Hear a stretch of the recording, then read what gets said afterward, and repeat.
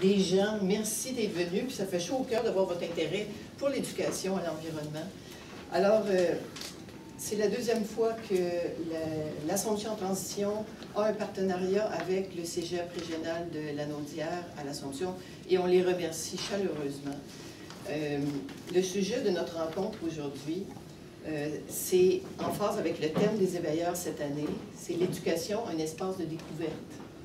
Alors, à une époque où on assiste aujourd'hui, souvent avec un sentiment d'impuissance, à une dégradation irréversible de nos environnements, avec une pollution généralisée, la hausse des océans, la hausse des températures du globe, le dérèglement climatique, la perte de biodiversité. L'appel à l'éducation pour solutionner les crises qui s'avancent, on l'entend très souvent. On s'est demandé qu'est-ce que l'éducation peut faire découvrir aux jeunes pour nous donner l'espoir d'apporter des solutions à ces crises-là. Alors, pour aborder cette question difficile, on a 4 experts, je dirais même 4 personnalités marquantes de l'éducation à l'environnement. Et je vais vous les nommer: Robert Lédler, Claude Poudrier, Laurence Brière et Hugues Asselin. Je les décrirai plus complètement avant leur présentation.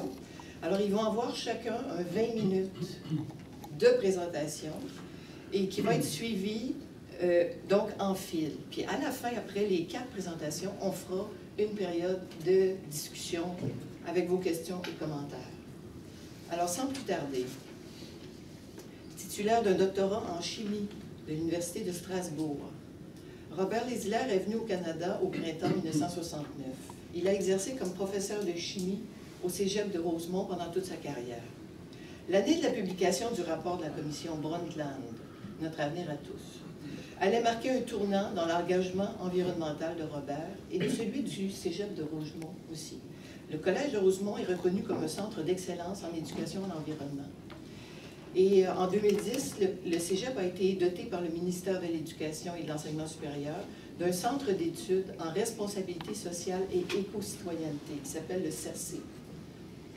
Quant à Robert Lédler, il a été reçu membre du Cercle des filles de l'environnement du Québec. Il a reçu le prix Hommage Bénévolat du Québec pour son engagement environnemental dans la communauté montréalaise. Il a également été lauréat or des prix canadiens en environnement dans la catégorie éducation.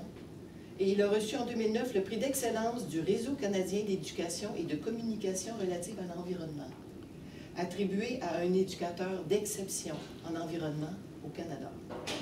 Alors, Robert Lédler est président de l'ACUPER, Association québécoise pour l'éducation relative à l'environnement, et il est membre du conseil de direction du Centre de recherche en éducation relative à l'environnement et l'éco-citoyenneté de l'UQAM, le Centraire. Il a donné plus d'une centaine de conférences sur différents sujets touchant à l'éducation relative à l'environnement et il poursuit avec passion son engagement dans ce secteur. À vous, M. Lucien.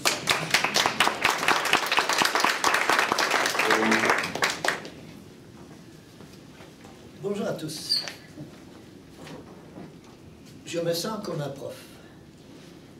Un prof à la retraite et je devrais me trouver devant vous, au milieu de vous, comme je me sentais à l'aise quand j'étais enseignant. Mais avant de commencer, j'aimerais rendre un hommage à mes 3 personnes qui sont ici, à ma gauche. Claude Poudrier, j'ai assisté à sa thèse de maîtrise. Et depuis, quel chemin parcouru! Je vous engage tous et toutes à visionner Les Porteurs d'Espoir. Peut-être que vous l'avez vu, peut-être qu'il en parlera davantage tout à l'heure. Alors Claude, je le suis pas à pas.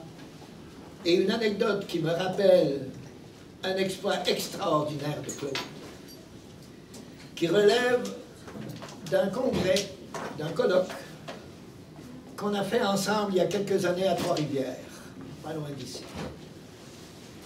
Et Claude souhaitait que ce colloque-là porte sur l'engagement citoyen. Et Dieu sait s'il parlait, s'il savait de quoi il parlait. Parce que l'autobus qui nous menait près d'une société à côté de laquelle il y avait une école, qui ne pouvait pas fonctionner parce qu'il y avait trop de bruit, il a réussi, avec les élèves de cette école, à les amener devant le conseil d'administration de cette entreprise pour leur dire: les étudiants, les jeunes qui sont dans cette école ne peuvent pas travailler. Et c'est à cause de nous. Et ce n'est pas moi qui vais vous le dire, mais ce sont les jeunes qui vont vous le dire. Croyez-le ou pas, le conseil d'administration a changé son fusil d'épaule et a modifié le tracé des camions qui empêchaient les jeunes à suivre leur enseignement. Ça, c'est Claude. Mais Claude a fait un parcours exceptionnel depuis, et je lui rends particulièrement hommage aujourd'hui. Parce que j'ai rarement l'occasion de le lui rendre en public. Et à côté de moi, Laurence Brière et Hugues Asselin, qui sont du Centraire. On en a parlé tout à l'heure. Et le Centraire vient de réunir, quand je dis bien, ça fait 4 ans qu'il travaille là-dessus, ce qu'on appelle aujourd'hui une coalition d'éducateurs en environnement. Ce sont tous des groupes qui peuvent, nous l'espérons, avoir une influence sur nos décideurs gouvernementaux. Parce qu'il y a une trentaine d'années, dans le tournant des années 80-90, il y avait un comité interministériel qui regroupait le ministère de l'Environnement, le ministère de l'Éducation et plusieurs autres ministères, qui avait formé un comité dont les ministères se parlaient. Depuis 30 ans, on a oublié ça. Mais la coalition qui vient de se créer est là pour le leur rappeler. Et l'espoir immense que nous avons, tous ceux qui sont sur cette coalition, c'est qu'il y a des ministériels qui ont pris part au dernier débat. C'est un début. Mais l'espoir est là qu'un comité interministériel verra le jour. Et là, étant donné que dans la salle, il y a, je le devine, de nombreux étudiants, je vais vous parler de l'influence extraordinaire que les étudiants du Collège de Rosemont ont eue il y a une trentaine d'années. On a évoqué le rapport Brundtland 1987. Eh bien, ce rapport-là a eu une influence extraordinaire. Et quand je vois ici le professeur d'anglais qui parle dans son cours ou qui demande à ses étudiants d'étudier des textes d'auteurs célèbres, d'environnementalistes célèbres, je peux vous dire qu'en 87, le professeur de philosophie qui donnait le 4e cours de philosophie au Collège de Rosemont, Jacques Sénécal, un ami maintenant à la retraite comme moi, a fait lire et étudier le rapport Brundtland dans son cours de philosophie. Et tout est parti de là. Un cours de philosophie, c'est extraordinairement important parce qu'il développe la réflexion des jeunes. Quand on dit que les jeunes suivent des cours dont ils ne savent pas à quoi ça va leur servir, ben sachez que le cours de philosophie est sans aucun doute le cours qui forge l'esprit. Le cours qui forge l'esprit critique. Et la meilleure réponse à ça, c'est que quelques années plus tard, lorsque le ministère de l'Éducation donnait la possibilité au cégep de choisir le thème de la quinzaine des sciences, que le collège, grâce aux étudiants, parce que c'était leur demande, voulait que la quinzaine des sciences soit placée sous le signe de l'environnement. Et tout a déboulé par la suite. La quinzaine des sciences a eu lieu en 89. En 90,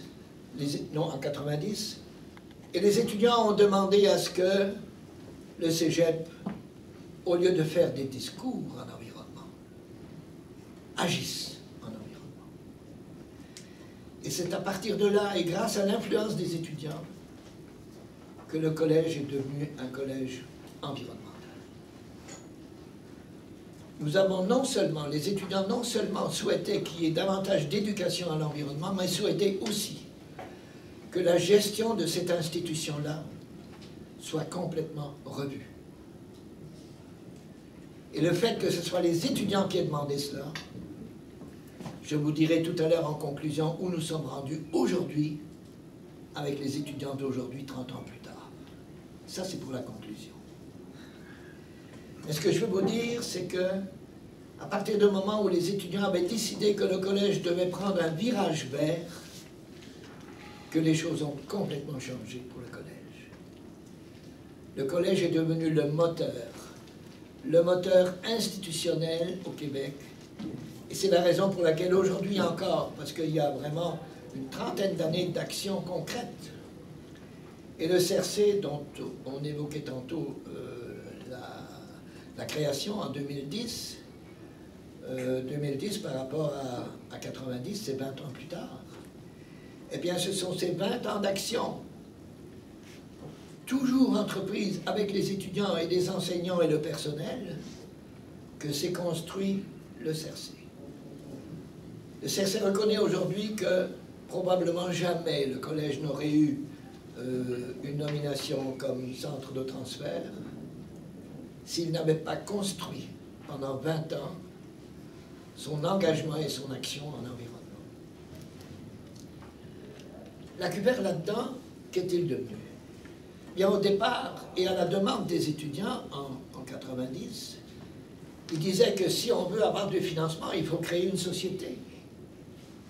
Une société à but non lucratif, parce que le collège ne peut pas avoir accès à du financement qu'une OSBL, auquel une OSBL peut avoir droit. Donc, ils ont dit, écoute Robert, crée-la cette société-là. C'est toi qui dois la créer.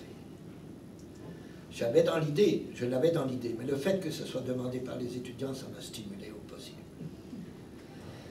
Et le 18 avril 1991, c'est une date historique. Le 18 avril, on reçoit de la part du registraire l'attribution au Collège de Rosemont d'une OSBL qu'on a nommée Société pour la protection de l'environnement du Collège de Rosemont. Et à partir de là, on avait accès à du financement grâce à la SOPECOR. Parce qu'une OSBL, ça peut accéder à du financement auquel un collège ne peut pas avoir droit. Mais bien sûr que cette OSBL-là, elle a grandi, elle n'a cessé de grandir, et à un moment donné, on avait jusqu'à 90 employés dans cette société-là, qui non seulement géraient l'interne, mais il n'y avait pas que des étudiants à l'intérieur de cette société. Il y avait aussi des gens de l'extérieur. Et la société, la SOPECOR, est devenue une société d'insertion qui a donné la possibilité à des gens qui venaient de quitter de prison, la possibilité de se revaloriser. Et on y tenait parce que c'était l'engagement social qui aujourd'hui est poursuivi à travers le CRC. C'est cet engagement social de donner la place à des gens qui sont les déshérités du monde, de pouvoir se reconstruire. On n'a jamais regretté ça. Et le financement nous venait des entreprises privées à qui on demandait de nous aider à nous développer. Mais au moment où on leur a demandé véritablement de s'engager davantage, ces entreprises privées se sont détournées de nous. Et la SOPECOR s'est éteinte en 1995. Et c'était un mal pour un bien. Pourquoi? Parce qu'on n'avait pas le droit de dire aux autres institutions qu'on était un modèle. Parce qu'on ne pouvait pas demander aux autres institutions de créer des OSBL dans leur lieu. Nous, on souhaitait que cette OSBL, mais malheureusement ce n'était pas possible seulement avec les étudiants, que le Collège de Rosemont, la Société pour la protection de l'environnement du Collège de Rosemont, revienne à ses tout débuts de sa mission. et finalement se construisent autour des étudiants. Et c'est ce qui s'est fait. Nous avons fermé la Sopecor en 1995 parce qu'on souhaitait qu'à partir de ce moment-là, un comité d'action et de concertation en environnement, le CAS, qui était une idée d'environnement jeunesse, remplace la Sopecor pour que le Collège de Rosemont devienne un véritable chef de file. Et c'est ce qui s'est produit. Et c'est la raison probablement pour laquelle le CRC est né en 2010.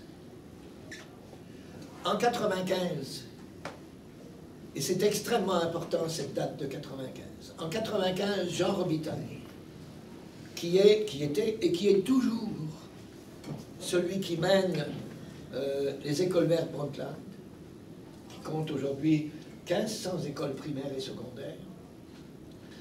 C'est Jean Robitaille qui est venu me voir et qui m'a dit « Robert, moi je suis à Québec. C'est épouvantable l'argent que je mets dans les allées-venues pour venir à Montréal. Il faut que tu prennes la relève.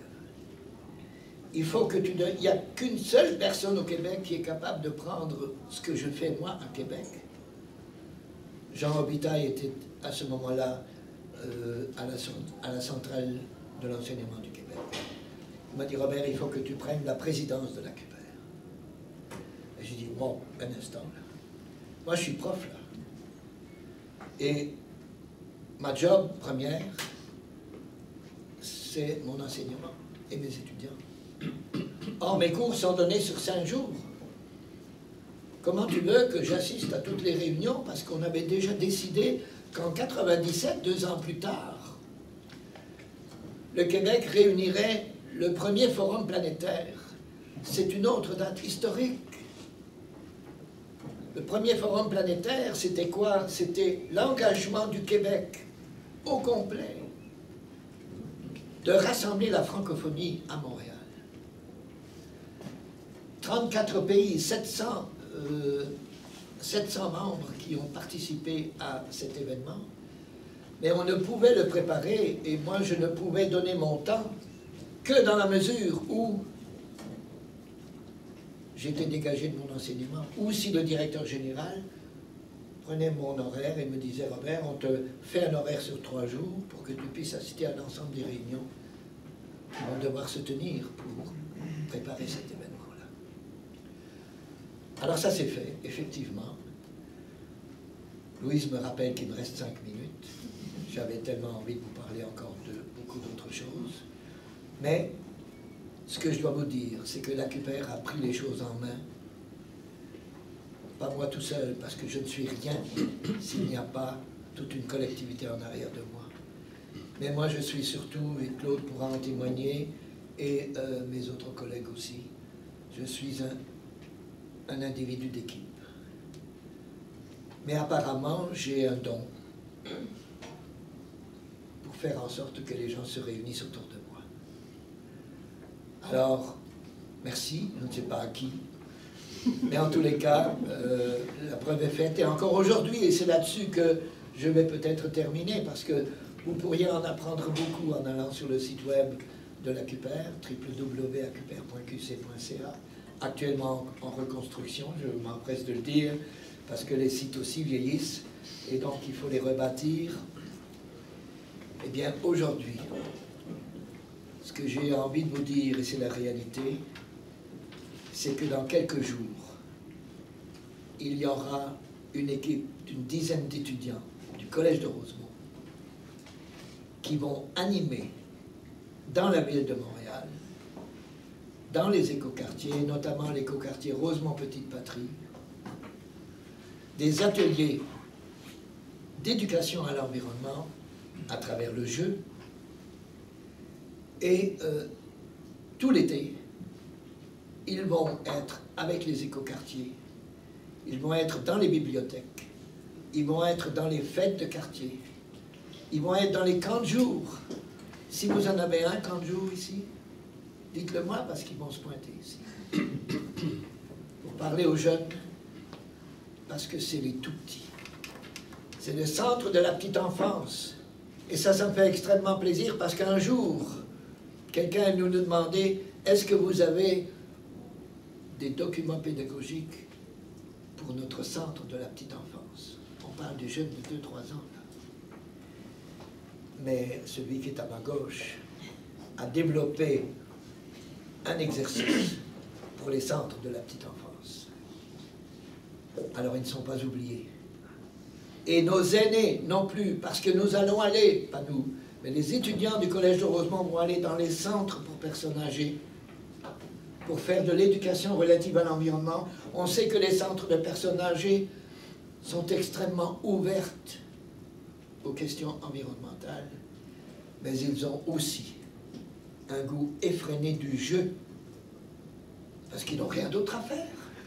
Jouer, cultiver un jardin, c'est des extraordinaires cultivateurs. Mais rendez-vous compte, tout ce qu'on peut passer comme message lorsqu'on cultive un jardin. C'est la nature.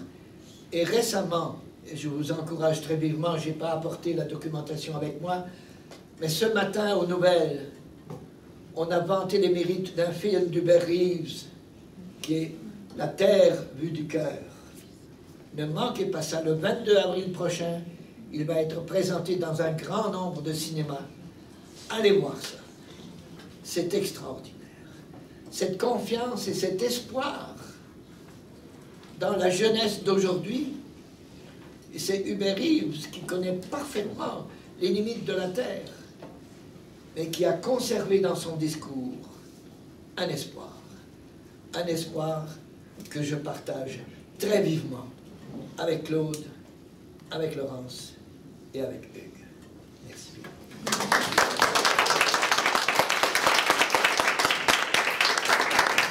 Merci beaucoup, M. Lizel. Alors, M. Claude Poudrier est enseignant de formation. Il détient une maîtrise en éducation, ayant l'éducation relative à l'environnement comme spécialité. Il dirige maintenant une OBNL, soit le programme en éducation à l'environnement, entrepreneuriat et à la citoyenneté, le programme PEEC. PEC. Alors, le programme PEC est validé au niveau collégial et à d'autres ordres d'enseignement. Son travail est reconnu chez nous et à travers le monde. À titre d'exemple, en 2002, il a reçu le Integrity Award au St. Olaf College, au Minnesota, aux États-Unis. En 2007, il a été le premier Québécois à recevoir le titre de porteur d'espoir du Jour de la Terre. Et c'est ce qui a inspiré le cinéaste Fernand Dansereau à réaliser le film, le documentaire Les porteurs d'espoir, dont M. Lizer a fait mention. Alors, ce film qui a été produit par l'ONF illustre comment des jeunes de 11 à 12 ans dans une école primaire arrivent à solutionner les problèmes de vandalisme dans leur communauté. Et ils utilisent la démarche pédagogique développée par M. Poudrier, une démarche de recherche-action pour la résolution de problèmes communautaires. Dans sa lutte au changement climatique, le gouvernement du Canada a reconnu l'expertise de Claude comme un exemple à succès. Mentionnons également que ses compétences sont reconnues parmi les 10 Canadiens par le Conseil canadien des ressources humaines de l'industrie et de l'environnement. À l'étranger, il a été invité à partager son savoir-faire dans une vingtaine de pays. Il a aussi publié 3 livres en collaboration avec des chercheurs européens. Le but ultime de Claude Poudrier est d'amener les jeunes dans l'action pour des changements concrets et où l'éducation relative à l'environnement devient un atout et non un ajout pour les enseignants. Merci.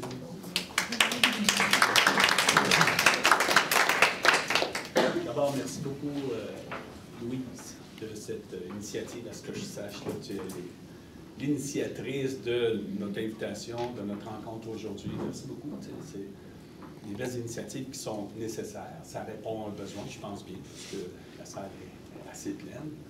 Merci aussi à Robert. Merci beaucoup pour ses bons mots tout à l'heure.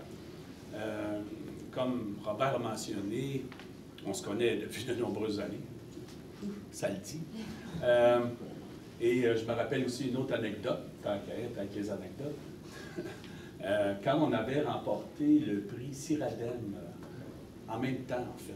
Et c'est là qu'on s'est rencontrés. Ciradem, ça existe plus, est-ce que je sache? Ça voulait dire Centre interdisciplinaire de recherche en application, en développement, en milieu de vie. Quelque chose semblable. Enfin, c'était long, l'acronyme était long. Mais donc c'est ça, on s'est rencontrés là, puis c'était une heureuse rencontre, comme vous pouvez vous imaginer. Alors, après avoir entendu Robert, vous allez m'entendre, puis on va entendre nos amis tout à l'heure.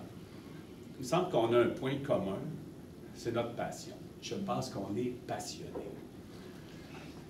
On est convaincus. Et je pense que, puisque vous êtes ici aussi, selon moi, là, vous devez être convaincus à quelque part aussi qu'il y a quelque chose à faire.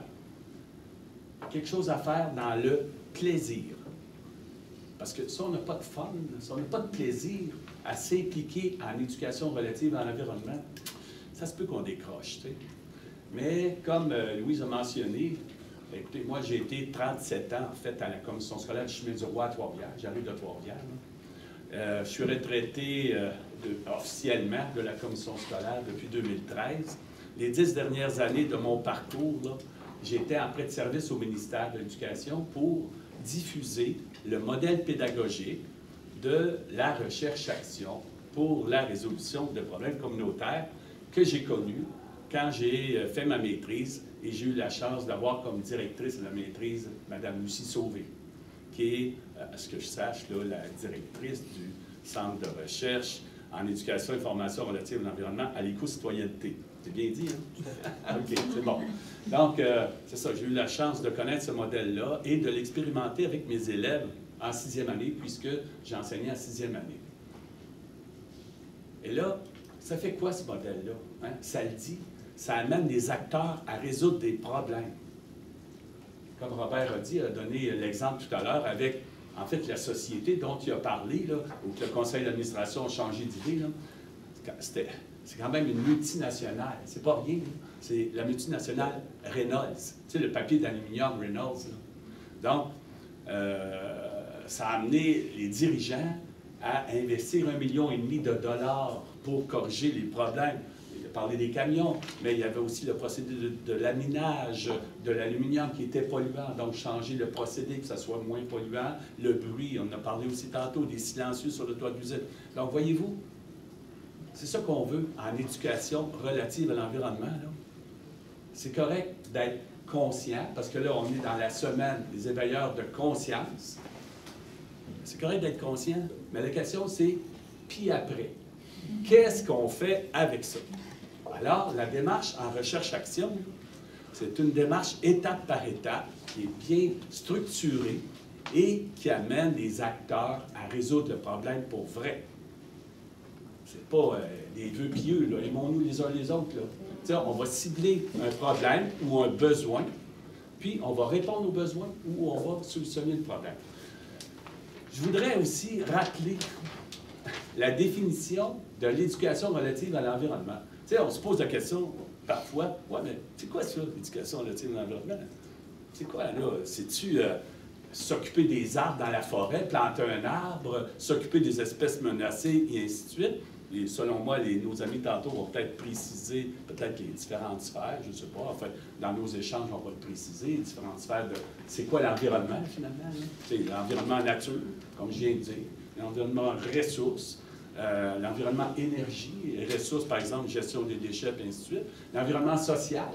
Robert, tout à l'heure, a donné l'exemple du film Les porteurs d'espoir, où que les jeunes arrivent à résoudre le problème de vandalisme. Donc, il y a une problématique sociale qui a un impact sur l'environnement physique. On s'entend? Bon, donc, la définition, je pense que c'est bon de le rappeler. Et c'est une définition, peut-être une des définitions, qui vient de l'UNESCO, en fait. Et je la lis. L'éducation relative à l'environnement, ERE, est un processus dont le but est de former une population mondiale. Nous, on parle d'une population locale, là. On pense à la population mondiale, mais tu sais, on ne peut pas travailler avec tout le monde en même temps. Donc, population mondiale ayant le sens et le souci de l'environnement global. Quand je dis environnement global, c'est autant social, encore une fois, que physique, biophysique et blablabla. Donc, ayant le souci de l'environnement global et des problèmes qui s'y rattachent. Ça, moi, ça m'intéresse. Et des problèmes qui s'y rattachent. Allons-y dans le problème. Identifions-le, puis travaillons là-dessus. Une population qui possède les connaissances, donc à travers toute une démarche de résolution de problèmes, les acteurs ou les actrices vont acquérir des nouvelles connaissances. Par exemple, le vandalisme, je reviens à cet exemple-là. ben, c'est quoi les formes de vandalisme? Pourquoi il y a du vandalisme? Est-ce qu'il y a une catégorie d'âge qui est concernée par le vandalisme dans tel secteur de la ville? Parce que le film, en fait, ça se passe à McMasterville, à côté de Belleuil, là. OK? Donc, vous voyez, donc, on va créer les connaissances. L'état d'esprit, c'est sous-estimé, selon moi, l'état d'esprit. Ça veut dire, l'état d'esprit, là, ça veut dire, oh, il n'y a rien à faire, puis regarde, le monde, les politiciens, c'est de la... Tu sais, là, regarde, on y va-tu dans cet état d'esprit-là? Ou bien on se dit, hey, essayons, puis voyons voir jusqu'où on peut aller. Est-ce qu'on peut être persévérant, et ainsi de suite? Les motivations, la conscience, on est dans les éveilleurs de conscience, les compétences nécessaires pour œuvrer individuellement, chacun de nous dans notre maison, dans notre appartement, dans notre milieu, avec nos amis, quotidiennement. Et collectivement, est-ce qu'en groupe, on peut aussi? Encore une fois, est-ce qu'on peut avoir du plaisir en groupe? Et la réponse, en tout cas, comme on vient d'entendre Robert, comme j'ai dit, là, ça fait une couple d'années qu'on est là-dedans, on envoie des sourires puis des satisfactions des acteurs. Donc, pour œuvrer individuellement, collectivement, en vue de résoudre les problèmes actuels et d'empêcher qu'ils s'en posent de nouveau. Bon. On veut que ce soit durable. Mettons, on parle de développement durable parfois. Donc, c'est ça. Donc, aujourd'hui, moi, mon petit plan que je me suis fait, là, qu'est-ce que l'éducation relative à l'environnement? On vient d'en parler un peu. Les liens entre l'éducation à l'environnement et les besoins des jeunes. Les outils pour appliquer ça. Ça prend des outils. Puis on en a, comme Robert a mentionné tantôt, avec les CPE, par exemple, c'en est un. Dans mon 10 ans de prêt de service au ministère, j'ai travaillé avec des collègues, des collaborateurs, des éducatrices en CPE, par exemple, c'était le regroupement des CPE de la Montérégie. J'ai travaillé avec des enseignants, enseignantes à tous les groupes d'âge. C'est ça que j'ai trouvé épatant. Là. Mais on a cette satisfaction-là de pouvoir dire qu'on a adapté le modèle de la recherche-action, parce que je veux prendre soin aussi, parce qu'il faut être prudent, je n'ai pas développé le modèle, je l'ai adapté. Tu sais, je l'ai adapté. Parce que le modèle, c'est pas moi qui l'ai bâti, pas moi qui l'ai créé, c'est un monsieur qui s'appelle William Stapp, au Michigan, en 1988, tu sais, dans ma maîtrise, j'ai découvert ça, Lucie m'a fait découvrir ça. Donc, moi, mon mérite avec des collègues, c'est d'avoir adapté le modèle avec les enfants de 4 ans, en CPE, en maternelle, au primaire, au secondaire, au collégial, et ça, je veux vous en parler, puisque je pense qu'on est dans le milieu pour ça, à l'université, éducation des adultes, puis avec la FADOC. On a parlé tantôt, Robert a mentionné les personnes âgées. Tu sais, moi, j'ai apporté des outils, là, puis je me suis dit, si à la fin ou après, vous voulez qu'on échange, je vais vous montrer ces outils-là. Aussi, au cégep, avec le secteur anglophone, entre autres, on a le matériel en anglais. Et tu sais, c'est ça. Moi, si je peux répondre à des besoins, là, c'est mon but aujourd'hui, d'être ici. Là, puis vous dire, voici ce qu'on a, puis voici ce que je peux partager avec vous. Donc, les liens entre l'air... Il me reste combien de minutes? C'est bon? En 10 minutes? OK. Les liens entre l'air et les besoins des jeunes. Bon. Tantôt, Robert a dit un mot intéressant aussi, se reconstruire. Tu sais, le titre de notre rencontre aujourd'hui, c'est « Réaliser l'air et se réaliser ». En entrepreneuriat, entre autres, on dit aussi « entreprendre » et s'entreprendre. Alors, c'est un besoin, je pense, pour chacun de nous, qu'on soit jeune ou moins jeune, finalement, de se réaliser, de s'entreprendre, d'avoir une certaine estime de nous autres, de chacun de nous. Tu sais, c'est important, une estime de soi. Et quand vous verrez, je l'espère, le film Les Porteurs d'espoir, puisqu'il est disponible aussi sur le site web de l'ONF, onf.ca/, les porteurs d'espoir, vous pouvez le télécharger. Vous allez voir que les jeunes, les acteurs, ils ont une satisfaction. Ils se réalisent. Ça, je trouve ça intéressant aussi. Donc, Puis ici, ce que j'ai vu, parce que j'ai cherché un petit peu sur le web, au cégep ici, essayer de connaître un peu qu'est-ce qui se passe. Puis je ne sais pas si le programme ECOM, ce qui veut dire Collège, Engagement, Communauté, je ne sais pas si ça existe encore. En tout cas, j'ai vu ça sur le web. Non? OK. On a entendu parler. Mais voici une occasion de le redémarrer. Oui, ça existe encore. Quelqu'un a dit que ça existe encore. Ça existe encore, mais peut-être moins connu. C'est pas sûr. Enfin, c'est peut-être connu sur un autre nom. Au début, c'était, de ce que j'ai compris, c'était volontaire, donc tous les élèves pouvaient y participer. Là, maintenant, c'est que dans un seul parcours. OK. Voilà. OK. Mais comme on dit, parfois, il y a des situations qui deviennent des opportunités. Est-ce que ce programme ECOM deviendrait une opportunité pour le cégep régional à Naudière à l'Assomption? Vous voyez, on est en entrepreneuriat. Voyez-vous, ma pensée, là, c'est de dire, oh, wow, il y a peut-être un filon là. Essayons ça. Puis, vous voyez, j'ai lancé la pêche tantôt au prof en anglais. J'ai dit, hey, on a le matériel en anglais. Je peux renchérir en plus. Je peux renchérir. Non, vous voyez, je tire des perches, là. La pêche, les lacs ne sont pas collés, là. Là, je me pratique. Non, mais il faut dire aussi, puis je l'ai apporté, puis je ne savais pas qu'on allait peut-être pour avoir quelqu'un qui enseignait l'anglais, là, mais au collège, parce qu'il faut dire que notre programme, au cégep, parlons des cégeps, hein? Bon, au collège Dawson, on l'a expérimenté, validé, c'est appliqué, puis donc, évidemment, on a le matériel en anglais, mais aussi au Collège de la Flèche à Trois-Rivières, cégep privé. Puis là, ben, on a eu un bon montant d'argent, finalement, dans le programme de l'Entente Canada-Québec. Je ne sais pas si ça dit quoi. Le programme de l'Entente Canada-Québec relative à l'enseignement dans la langue de la minorité. En tout cas, donc 134 000 $, tu sais, pas pire, ça. Donc, ça aide à faire un projet entre cégep où on intègre la recherche-action. Voyez-vous, c'est ça, là. C'est des opportunités qui sont là. Puis ils m'ont dit, gars, est-ce qu'on l'essaye? Pourquoi qu'on ne l'essayerait pas? Bon. Donc, c'est ça. Donc, les recherches aussi, ce que je vous dis là, tu sais, je vous dis que moi, j'ai observé, OK? Je n'ai pas des données quantitatives, et ainsi de suite, de dire, sauf qu'on a des chiffres approximatifs, là. Pendant toutes ces années où j'étais après de service, les 10 ans, regarde, au-delà de 15 000 jeunes et moins jeunes, au-delà de 200 collèges, écoles, et ainsi de suite. Mais on a des données vraiment solides, entre autres par l'analyse que Lucie Sauvé, directrice du Centre de recherche dont on va parler tantôt, Lucie, dans sa thèse de doctorat, vous me corrigerez, elle a analysé 15 modèles pédagogiques, dont la recherche-action. Et c'est celui-là, en tout cas, il est parmi les modèles qui ont démontré le plus de qualité. Voyez-vous, ce que j'affirme, là, c'est solide à quelque part. Il y a une base, là. Je ne suis pas en train de péter des nuages, là. Je suis capable de démontrer que. Ça, c'est un autre élément important en éducation relative à l'environnement, l'esprit critique.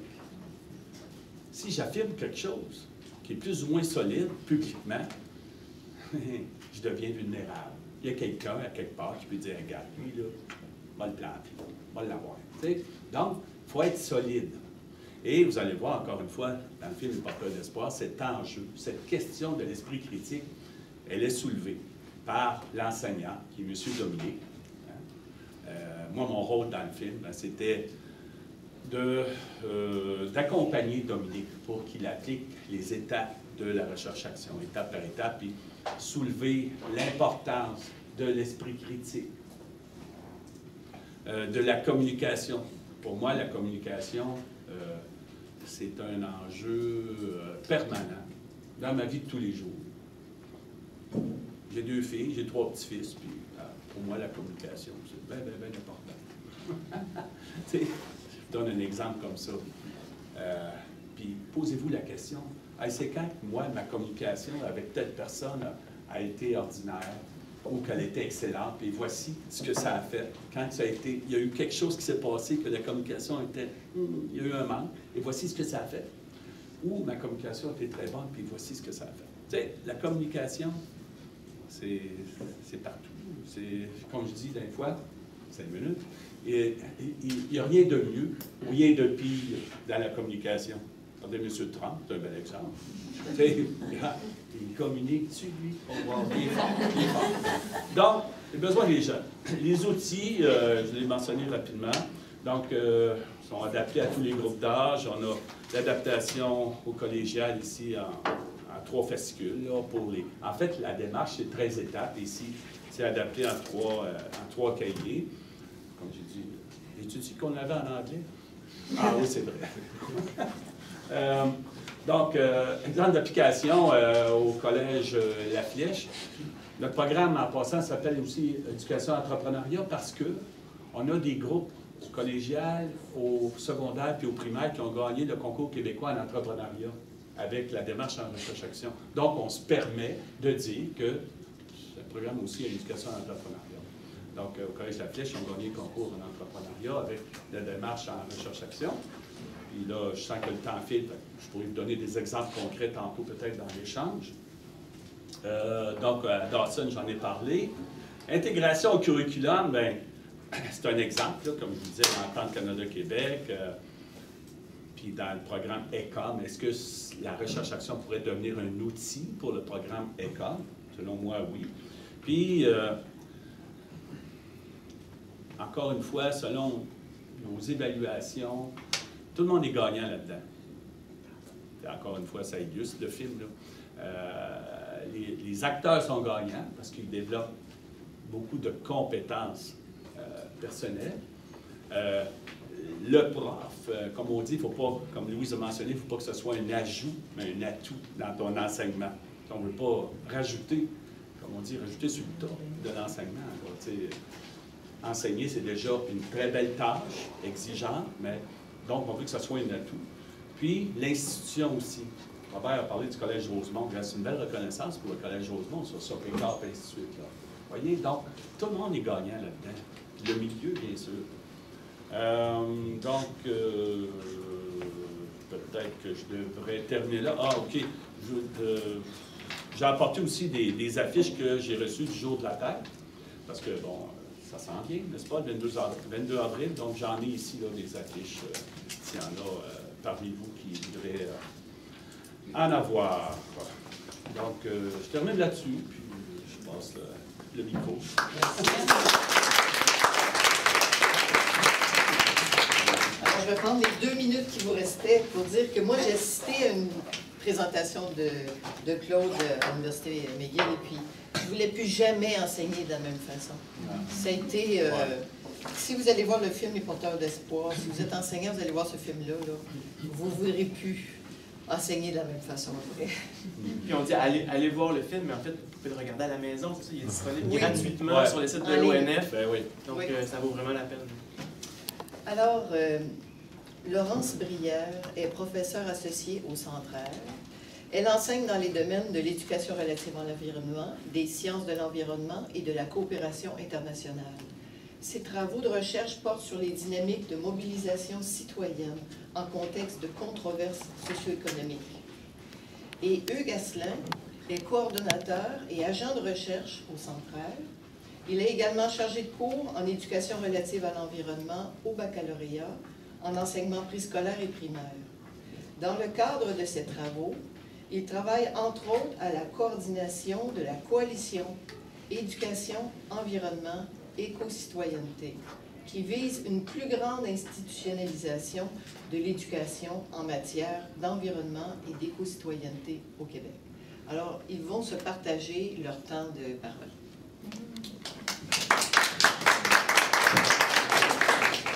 Merci Louise. Bonjour à tous et à toutes. C'était un plaisir d'entendre Robert et Claude nous parler un peu plus de l'historique du déploiement du champ de l'éducation relative à l'environnement au Québec, puis d'initiatives structurantes comme Claude a fait mention. Peut-être vous dire 2 mots sur le Centraire, donc qui on est, qu'est-ce qu'on fait. Donc, on est un centre de recherche. On rassemble des chercheurs, on est basé à l'UQAM, mais on est un centre qui a des antennes dans plusieurs autres universités, autant au Québec qu'en Europe et même en Amérique latine. Donc, plusieurs chercheurs se rattachent à ce centre, mais aussi des partenaires de la société civile. Donc, la CUPER est un membre de notre centre, c'est pour ça que Robert est au comité de direction du centre, entre autres, et d'autres, On a des partenaires des milieux formels, la Commission scolaire de Montréal, par exemple, et d'autres. Donc, on a ces membres-là dans notre centre. Donc, on fait de la recherche. On a aussi un programme de formation, donc un programme court de 2e cycle en éducation relative à l'environnement qui se passe sur 1 an et puis qui fait appel beaucoup à la pédagogie de projet. Donc, un peu dans l'image de ce que Claude nous évoquait avec la recherche-action communautaire. Bon, on est dans ces créneaux-là aussi. Puis, on a aussi un espace ressources, donc un espace ressources qui est virtuel aussi dans notre site web. Si vous le visitez, vous verrez dans l'espace ressources autant de la documentation, plus de recherche, donc des rapports de recherche, des articles, mais aussi beaucoup de documentation pédagogique. Et donc, puis on est aussi un portail de portail, donc on vous amène vers des ressources qui ont été développées là, par d'autres au Québec, en Europe et ailleurs dans la francophonie. Alors, et on a aussi ce qu'on appelle un service conseil, mais on peut rencontrer aussi des groupes qui souhaiteraient mettre sur pied un projet puis qui aimeraient avoir une rencontre avec des membres centraires pour réfléchir ensemble au projet qui est en branle. Donc, on a ce service-là aussi. Donc, c'est ça qu'on fait au centre. Donc, voilà, je pourrais mettre après peut-être notre site web là, pour que si vous voulez aller voir un peu plus en détail. Donc, quand Hugues et moi, on a été invités par Louise, on vous remercie de cette belle invitation. On a voulu vous parler de l'éducation relative à l'environnement, mais aussi à partir du thème de cette semaine, les éveilleurs de conscience. Alors, moi, en préparant un peu mon bout de la présentation, je me suis dit, OK, mais qu'est-ce que c'est comment on va définir ça, la conscience écologique? Il y a plein de manières de le définir, plein de perspectives qu'on peut avoir sur la chose. Donc, je suis tombée dans mes recherches sur un podcast de France Culture. Ils font tellement des belles choses. Et il y avait donc justement une émission qui s'intitulait « Mais qu'est-ce que la conscience écologique? » C'est intéressant. Ils interviewaient Dominique Bourg, qui est un philosophe de l'environnement, et qui venait de lancer un ouvrage qui s'intitule « La pensée écologique » en 2014, et qui disait, dans le fond, cette conscience environnementale-là, elle a beaucoup pris naissance dans les années 60, en Occident, d'accord?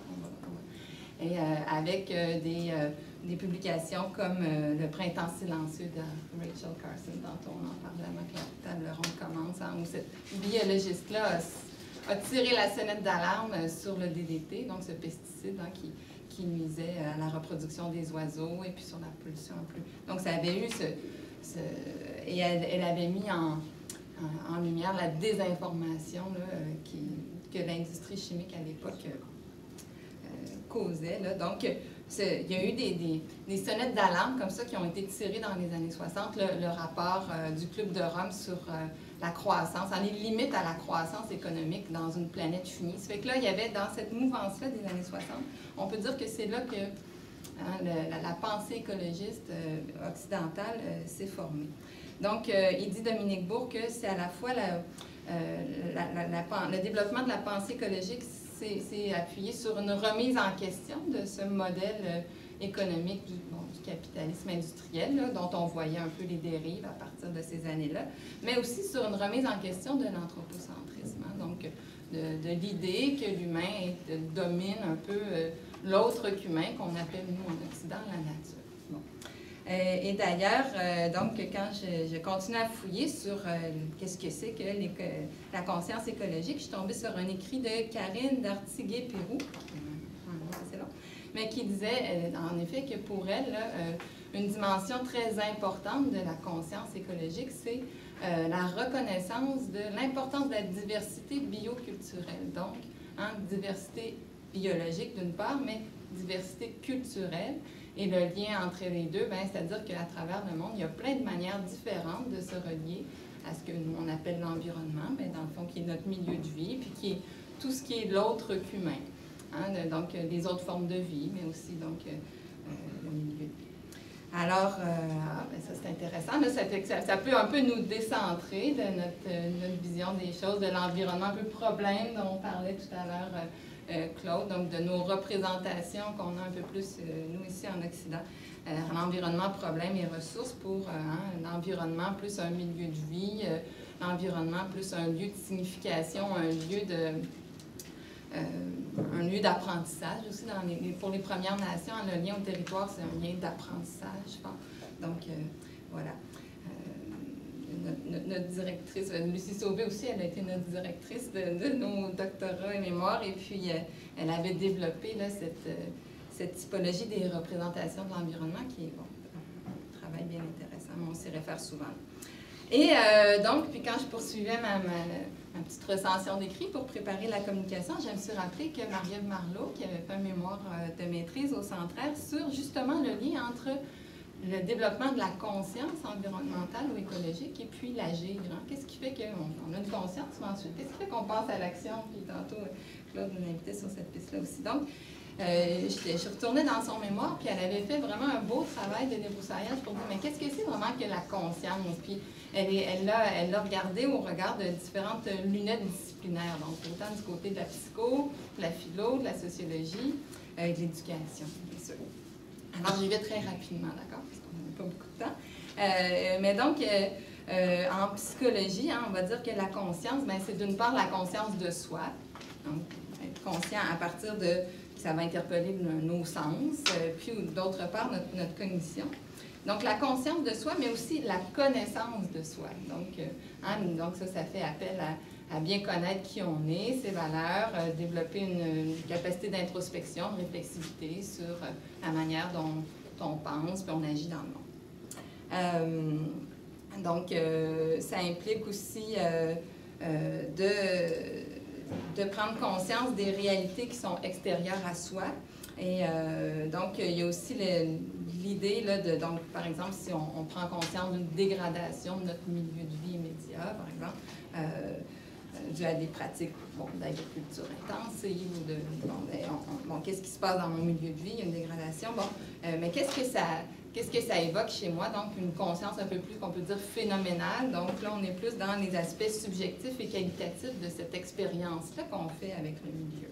Donc, la conscience, disons, j'y vais rapidement, mais du côté plus, si on le voit plus du côté psychologique. Et Marie-Ève, dans son mémoire, elle faisait aussi appel aux travaux de Akbar Mollajani, un sociologue. Et puis là, donc, quand on va du côté de la conscience en sociologie, bien là, on est plus du côté, oui, de la conscience de soi, de son identité, de son ancrage dans une communauté d'appartenance aussi. Là, on arrive plus à la conscience collective, mais aussi la conscience de classe. Et donc là, il fait un peu une analyse plus marxiste de dire comment s'opèrent les rapports de pouvoir entre classes. Donc, comprendre, c'est ça, comment se fondent les injustices sociales qu'on vit, puis comment un peu tenter de les résoudre en développant une plus grande conscience de classe, ou ce que d'autres ont appelé une conscience critique ou une conscience sociale. Donc, du point de vue davantage de la philosophie, elle citait Marie-Ève Rodriguez-Arrocho qui dit bien, la conscience, d'une part, c'est savoir, mais c'est savoir ce que l'on sait, donc être conscient de son propre bagage de savoir, qu'on appelle aussi la métacognition, si on peut dire, se rendre compte de ce qu'on sait. Puis ça nous donne une force, une confiance, hein, on parlait de comment c'est important. Et être aussi savoir qu'est-ce que l'on fait. Et donc, là, ce que l'on sait, ce que l'on fait, ce qu'on fait, bien, ça amène l'exercice du sens éthique. Donc, être capable de bien discerner, puis on est toujours dans le champ de la philosophie, bien, qu'est-ce qui est le juste et l'injuste, qu'est-ce qu'on... le bien, le mal, et qu'est-ce qui est la vie bonne. Donc, toutes ces grandes questions philosophiques qu'on se pose depuis des centaines d'années. Et ça implique aussi d'assumer la responsabilité de nos actions. Et je pense que quand on pense à conscience écologique et environnementale, on est souvent avec, on vient rapidement l'idée de la responsabilité, mais une fois qu'on est conscient, qu'est-ce qu'on fait?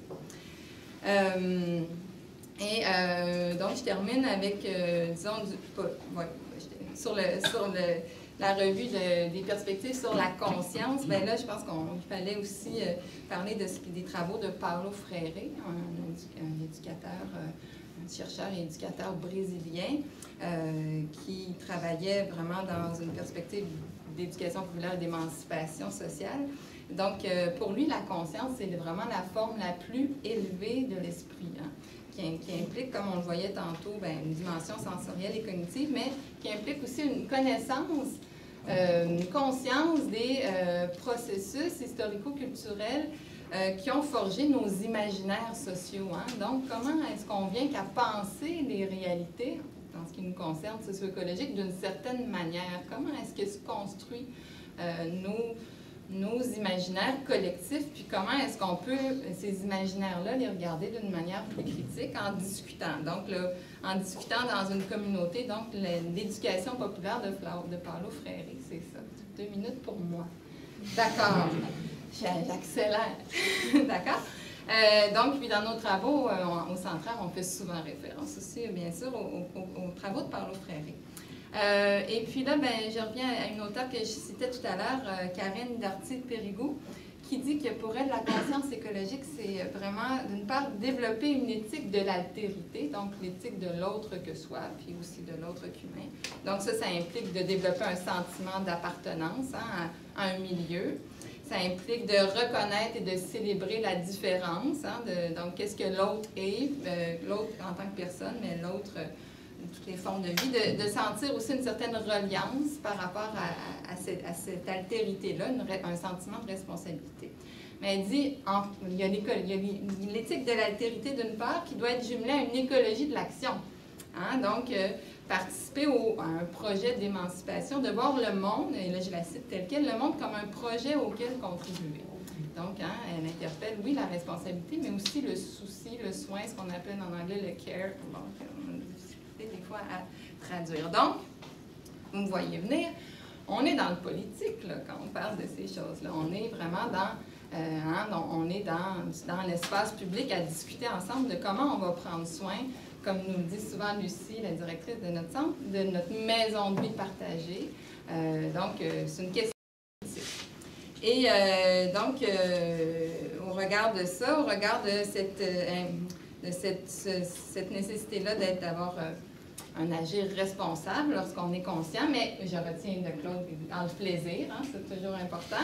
Oui, c'est pas juste une tâche, c'est vraiment d'avoir envie de le faire parce que ça participe de notre... Merci, oui, de notre réalisation, se réaliser l'être. Donc, moi, j'avais trouvé, quand je m'étais intéressée à cette question-là de la responsabilité politique en environnement, vraiment des trucs intéressants, mais pas du côté particulièrement des enjeux environnementaux. Je me suis inspirée de Hannah Arendt, une philosophe politique qui a écrit, surtout dans les années 60 et 70, et même avant ça un peu. Et elle disait que vraiment la responsabilité politique, là, c'est un sens qui est commun, qui est donné à tout le monde. Hein. Donc, ça implique d'une part de pouvoir penser par soi-même, donc développer son autonomie de pensée. Ensuite de ça, d'être en accord avec soi-même, donc développer une belle authenticité, clarifier ses valeurs et puis vivre en cohérence avec celle-là. Puis ensuite de ça, là, ça devient politique quand on se dit, être capable de se décentrer, de penser à la place de l'autre, et d'essayer de comprendre les positions différentes qu'il peut y avoir dans un débat sur une question socio-écologique vive. Donc, c'est à cette forme de responsabilité qu'elle appelle. Donc, c'est l'idée de rentrer dans cette discussion collective sur ces enjeux environnementaux-là, puis dans une perspective d'autonomie, d'authenticité et de juste reconnaissance, appréciation des positions d'autrui, puis de les critiquer aussi, voilà. Et puis, il y avait, une autre auteure qui m'avait beaucoup inspirée, c'est Iris Marianne, qui s'intéressait à la responsabilité dans une perspective de justice sociale, mais elle dit, l'important, c'est pas de se sentir individuellement coupable pour notre participation à ces injustices structurelles qui existent, et on pourrait dire dans le champ de l'environnement, de se sentir individuellement coupable pour les désastres un peu dont Louise parlait en préambule, mais c'est une responsabilité qui s'actualise dans l'action pour participer à cette transformation sociale-là, puis on va voir avec eux aussi là, des manières justement de s'engager au regard en éducation relative à l'environnement. Donc, je termine là-dessus. Pour moi, la responsabilité éco-politique, c'est comme ça que j'ai choisi d'appeler ça, c'est, oui, d'une part, apprendre sur soi, hein, apprendre à être soi, donc cette dimension-là de la conscience qui est plus introspective ou personnelle, tout en apprenant à former une communauté politique dans le milieu de vie qui est partagé. Donc, c'est une responsabilité ou un désir, on va dire, un désir de transformation personnelle, d'actualisation de sa personne, en même temps qu'un désir qui s'imbrique, en fait, avec un désir ou une responsabilité de transformer les réalités éco-sociales qui portent problème, que ce soit à l'échelle d'une communauté ou plus largement. Donc, c'est à cela que je nous appelle, que je nous propose de s'engager. Et puis, ben, avec Hugues, on va voir un peu plus, en fait, comment les dynamiques à laquelle le RE nous engage dans l'harmonisation des rapports, justement, entre personnes, société et environnement. Oui, en personne et société. Merci, Laurence. Oui, bien, en fait, Laurence nous parlait justement de différentes façons de voir la conscience d'abord, qui nous amène à un sentiment de responsabilisation, de responsabilité. Puis évidemment, quand on parle de responsabilité, ça nous interpelle, nous aussi, en tant qu'éducateurs ou en tant que chercheurs en éducation relative à l'environnement. Puis on peut se représenter la responsabilité, en fait, selon deux axes principaux, on pourrait dire. D'abord, une responsabilité par rapport à l'environnement, donc une responsabilité à l'égard des problématiques socio-écologiques. Mais en tant qu'éducateur ou chercheur en éducation relative à l'environnement, une responsabilité aussi par rapport à l'éducation. Donc, l'éducation relative à l'environnement, en fait, pourquoi est-ce qu'on fait ça? C'est une question qu'on peut se poser, puis comment est-ce qu'on y arrive à y répondre? Bien, on peut le faire d'abord dans une logique, dans l'idée de contribuer à la résolution des problématiques socio-écologiques, donc dans une perspective vraiment environnementale, mais on peut le faire aussi dans une perspective plus éducative ou psychosociale, où l'objectif, en fait, c'est d'accompagner finalement le développement des personnes et des groupes sociaux dans la réalisation de leur plein potentiel. Donc, vraiment une mission plus éducative. C'est donc deux perspectives complémentaires de l'éducation relative à l'environnement. Ces deux perspectives-là sont complémentaires, puis historiquement, on le voit bien comment ça a été complémentaire, dans la mesure où l'histoire de l'éducation relative à l'environnement, puis on pourrait parler simplement du Québec, à travers les 50 dernières années, a amené le déploiement d'une diversité de courants pédagogiques, d'approches, puis même de stratégies pédagogiques qui ont fait de l'éducation relative à l'environnement un champ qui est extrêmement riche de pratiques et de théories. Puis au regard de cette historique-là, qui est extrêmement riche, on peut quand même se rendre compte qu'aujourd'hui, une grande partie de l'intervention qui est faite en éducation relative à l'environnement s'appuie sur une éducation aux petits gestes, une éducation aux éco-gestes. Souvent, c'est ce qu'on constate. Puis, depuis un certain temps, au centre de recherche, on est une petite communauté de chercheurs qui se demandent, en fait, quelle est la d'une telle éducation aux petits gestes? Est-ce que véritablement c'est suffisant pour le passage à l'action collective? Est-ce que c'est suffisant pour contribuer à la résolution des problématiques socio-écologiques? Donc, il y a un paquet de questions qui commencent à émerger auprès de cette communauté-là, puis c'est un petit peu ce que je voulais partager avec vous. Donc, c'est des réflexions qui sont faites un peu à chaud, je dirais, puis il y a beaucoup plus de questions que de réponses, mais peut-être qu'avec des exemples que je peux présenter, on va essayer ensemble de cheminer là-dedans, puis ça va me faire plaisir de poursuivre l'échange par la suite s'il y a des choses à clarifier. Donc, l'idée là-dedans, c'est pas de bannir les éco-gestes ou les petits gestes. On pense tous que c'est vraiment important de changer des choses dans nos modes de vie, mais on se demande si c'est suffisant en éducation pour vraiment passer à une deuxième vitesse, par exemple. Donc, si on regarde ça dans une première perspective, la perspective socio-écologique, où on espère que l'éducation relative à l'environnement puisse contribuer à la résolution des problématiques environnementales, bien, ce qu'on observe avec une éducation aux petits gestes, c'est l'éventualité, en fait, d'une dépolitisation des enjeux à travers la pratique individualisante, finalement. Donc, faire la promotion de gestes individuels, on se demande si, véritablement, on ne serait pas en train de contribuer à une dépolitisation des enjeux. Puis, on peut le voir de différentes manières. D'abord, par rapport au partage de la responsabilité dans les problématiques socio-environnementales.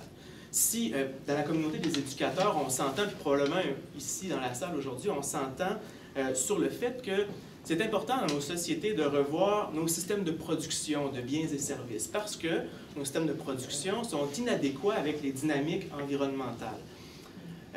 Qu'est-ce que fait l'éducation aux petits gestes là-dedans? Bien, en fait, elle va cibler davantage la sphère de la consommation. Alors, on part d'un problème de production qui nous a amené à une société de consommation, mais notre intervention éducative se fait sur le plan individuel auprès du citoyen, qu'on va réduire souvent au consommateur. Alors, progressivement, qu'est-ce qui se passe au niveau de la responsabilité dont on parlait? On opère tranquillement un glissement de la responsabilité qui appartenait au secteur des industries et de l'entreprise, puis tranquillement, on le transfère vers l'individu consommateur. Donc, déjà là, on voit, on part du macro, donc quand on parlait du politique, de s'organiser collectivement pour organiser nos trucs, bien là, finalement, on envoie ça sur l'individu. Donc, il y a déjà là un premier mouvement de dépolitisation qui est à observer. Deuxième chose qu'on peut observer à travers une éducation aux petits gestes ou aux éco-gestes, qu'on appelle aussi, c'est une représentation de la société qu'on va suggérer à travers ça. En fait, en promouvant une éducation aux petits gestes, ce qu'on est en train de mettre en place, c'est une idée de la société comme une collectivité d'individus. En fait, comme une addition d'individus. Or, la société ne peut pas se résumer à une addition d'individus. Qu'est-ce qui fait une société? Qu'est-ce qui fait un groupe quand on se réunit? Mais c'est quand on prend des décisions ensemble. Ce n'est pas les additions de chacune des petits gestes de tout le monde qui crée ce groupe-là. Quand on fait un groupe, hein, qu'est-ce qu'on fait? On se donne un nom collectivement, on va se donner une régie interne, des règlements, puis quand on envoie ça à l'échelle des communautés plus larges, on se donne des règlements de vie commune, des lois, voire une constitution. Ça, ce sont des gestes vraiment d'action collective. L'action collective, ça ne peut pas se résumer à l'ensemble des petits gestes. Donc, en promouvant une éducation aux petits gestes, il ne faut pas oublier l'idée de société qu'on renvoie en faisant ça, et c'est donc important de compléter cette éducation-là avec une autre dimension. Une autre chose qui est peut-être problématique aussi avec une éducation aux petits gestes, c'est l'idée de la démocratie aussi, qu'on tend à représenter. Puis, un des slogans, en fait, qui a beaucoup mobilisé l'éducation aux petits gestes, c'est le « acheter, c'est voter ». Probablement que plusieurs l'ont déjà entendu. Le acheter, c'est voter, en fait, vient marier finalement l'idée de l'achat, qui appartient finalement à un certain système économique, avec le voter, qui est un système politique. Et donc, on essaie de marier les deux. Or, dans notre démocratie, la façon de se représenter la démocratie, c'est le pouvoir du peuple. Hein? Donc, une personne, une voix. Chaque personne a un vote. Avec le acheter, c'est voter, on vient un peu transformer cette réalité-là de la prise de pouvoir à travers finalement l'action d'acheter, donc le pouvoir d'achat. Alors là, on passe de notre système démocratique, une personne, une voix, à $1, un vote. Alors là, les personnes qui ont plus de dollars peuvent agir de façon plus considérable. Et donc, la démocratie se trouve un peu tordue à travers une représentation comme celle-là. Donc, c'est important, quand on parle acheter, c'est voter, évidemment, c'est vertueux, puis c'est pas ce qu'on cherche à faire, mais il faut comprendre qu'est-ce qui est derrière et pourquoi tant et tant d'entreprises et d'industries sont prêtes à appuyer finalement ce genre d'éducation-là, parce que peut-être ça correspond finalement à certains idéaux. Donc, il y a une idée de la démocratie qui est à travers ça. Il y a aussi, à travers l'éducation aux petits gestes, malheureusement, souvent, l'oubli de considérer, en fait, les inégalités sociales qui sévissent. On peut le voir à travers la répartition du pouvoir d'achat, comme je le disais, hein, c'est pas tout le monde qui peut agir de la même façon. Mais je prends l'exemple d'une activité qui a été particulièrement perturbante pour certains éducateurs, qui peut être l'activité, par exemple, de la boîte à lunch écologique dans une classe, où est-ce qu'il y a une forme de concours qui se met en place pour que les enfants apportent une boîte à lunch écologique dans laquelle on va faire la promotion d'achats responsables, bio, équitables. Quand cette activité-là se produit dans un milieu socio-économiquement défavorisé, où est-ce qu'il y a déjà une mixité sociale et déjà des tensions entre classes économiques, bien là, on peut se retrouver avec ce problème-là en classe aussi, dans la mesure où les gens qui sont issus des classes sociales plus favorisées vont arriver avec la boîte à lunch parfaite, sans déchets écologiques et tout ça. Puis, merci, puis des classes, puis des enfants qui se retrouvent finalement un peu inquiets, angoissés par le fait qu'eux peuvent difficilement contribuer à résoudre les problèmes de la planète parce que, bon, moi, ma mère est monoparentale et elle n'a pas les revenus. Donc, il faut être conscient que l'éducation aux petits gestes ne tient pas nécessairement toujours compte de ces inégalités sociales-là. Donc, en tant qu'éducateur, c'est important de se préoccuper comme ça. Là, il me reste seulement 2 minutes. J'aurais aimé aussi aborder la perspective psychosociale. Donc, dans l'idée d'accompagner le développement d'êtres en devenir, de personnes, en fait, qui grandissent grâce à l'éducation. Parce que, en tant qu'éducateur, nous, en fait, on valorise beaucoup l'éducation. Mais l'éducation aux petits gestes, quel genre d'éducation met-elle de l'avant si ce n'est souvent qu'une éducation comportementale? Est-ce que véritablement ça correspond à notre idéal éducatif qui serait peut-être celui de educere? Je ne sais pas s'il y en a peut-être qui connaissent les racines étymologiques de éducation, d'où ça nous vient, mais on a une première racine étymologique qui nous vient du educare. Le educare, en fait, c'est plutôt nourrir, hein, nourrir l'esprit, accompagner avec... je vais prendre... En fait, justement, ouais, une éducation où est-ce qu'on va voir les apprenants comme des réceptacles dans lesquels, finalement, on vient verser la connaissance. Donc, c'est une façon de voir l'éducation. Mais dans « educere », en fait, c'est plutôt... Le « ducere » nous vient de conduire, conduire. Et le « educere », c'est conduire en dehors de. Puis ce mot-là, « educere », nous a donné aussi conduite, conduit au sens de tuyau. Puis même en anglais, on a gardé le mot « duct » pour tuyau, qui nous vient du « ducere » latin. Et donc, « educere », c'est conduire en dehors de, et non pas enfermer finalement. Donc, le « educere » vise un peu plus l'émancipation des personnes et des groupes sociaux. Alors, quand on fait une éducation comportementale, une éducation à des petits gestes, il faut se poser la question en tant qu'éducateur si on n'est pas en train d'enfermer finalement dans des comportements qui seraient prescrits et peut-être finalement à faire l'inverse de ce qu'on voulait faire au départ, puis procéder peut-être plus à une déséducation, finalement, voire à un endoctrinement plutôt que véritablement éduquer. Donc, c'est des questions qui sont à chaud. Je pense que mon temps est écoulé. Je pourrais élaborer avec vous sur d'autres plans si ça vous intéresse. On pourra regarder s'il y a d'autres questions. J'aurais aimé aussi vous parler de pistes d'engagement, mais je pense que déjà, il y en a plusieurs qui ont été nommées, puis sûrement que vous en avez plusieurs que vous pourriez partager pendant la discussion. Parce que l'éducation relative à l'environnement, c'est pas seulement que l'éducation au petit geste. Puis on se rend compte que cette éducation-là au petit geste peut même finalement nuire à ce qu'on voudrait faire idéalement. Je pense qu'il faut davantage qu'on se penche sur l'idée justement de repolitiser l'éducation, pour repolitiser les problématiques socio-écologiques, parce que tout ça, en fait, c'est imbriqué, ça va ensemble.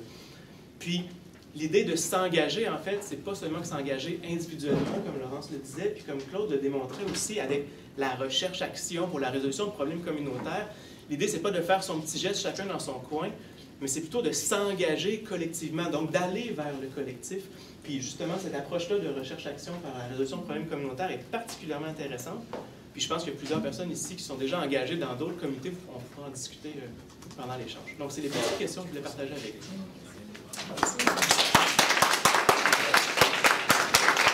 Merci beaucoup à tous nos panélistes. Pour la partie qui s'en vient maintenant, c'est vous qui va avoir la parole. Donc, moi, je vais mettre à côté pour prendre les tours de parole et de questions. Moi, si je veux brièvement ressortir ce que moi j'ai retenu de vos communications, il y a le plaisir, la conscience, la participation, la responsabilité et la coalition, le rassemblement. Et puis j'aimerais dire que dans la théorie du jeu, parce qu'on parle de plaisir, dans la définition biologique du jeu, eh bien, ils sont arrivés à la conclusion que le jeu, c'est la participation. Participer, c'est jouer. Alors, je vais prendre vos questions et vous pouvez les adresser aux panélistes en général ou à une personne en particulier.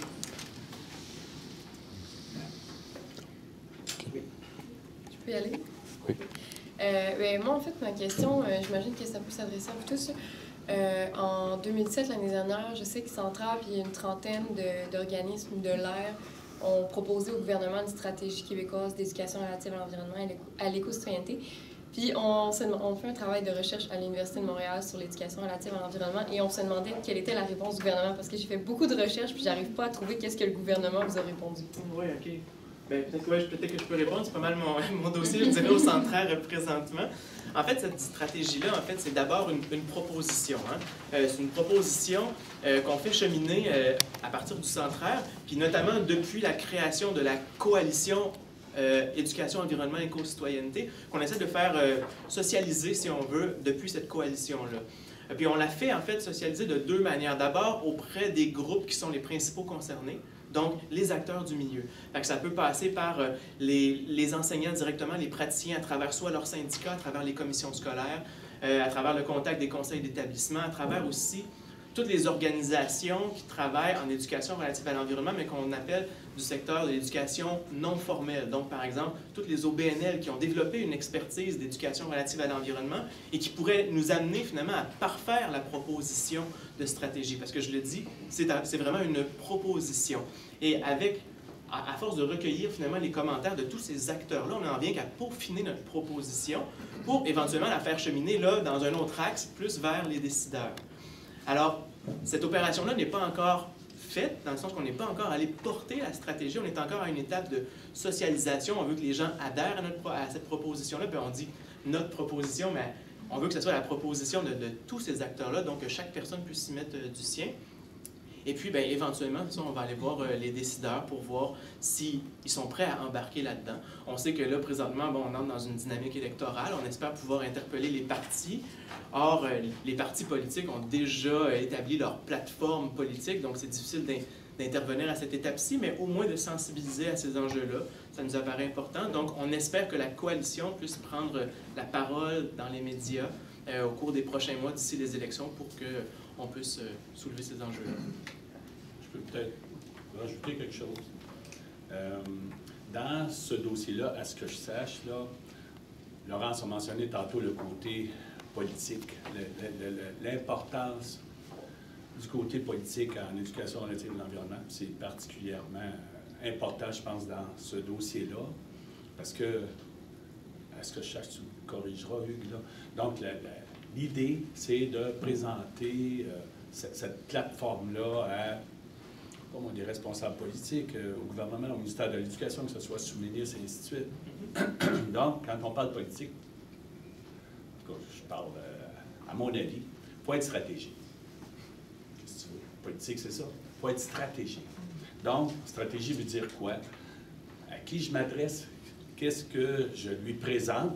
Puis, tantôt, Laurence a mentionné aussi, j'ai trouvé ça intéressant, elle a dit « penser à la place de l'autre ».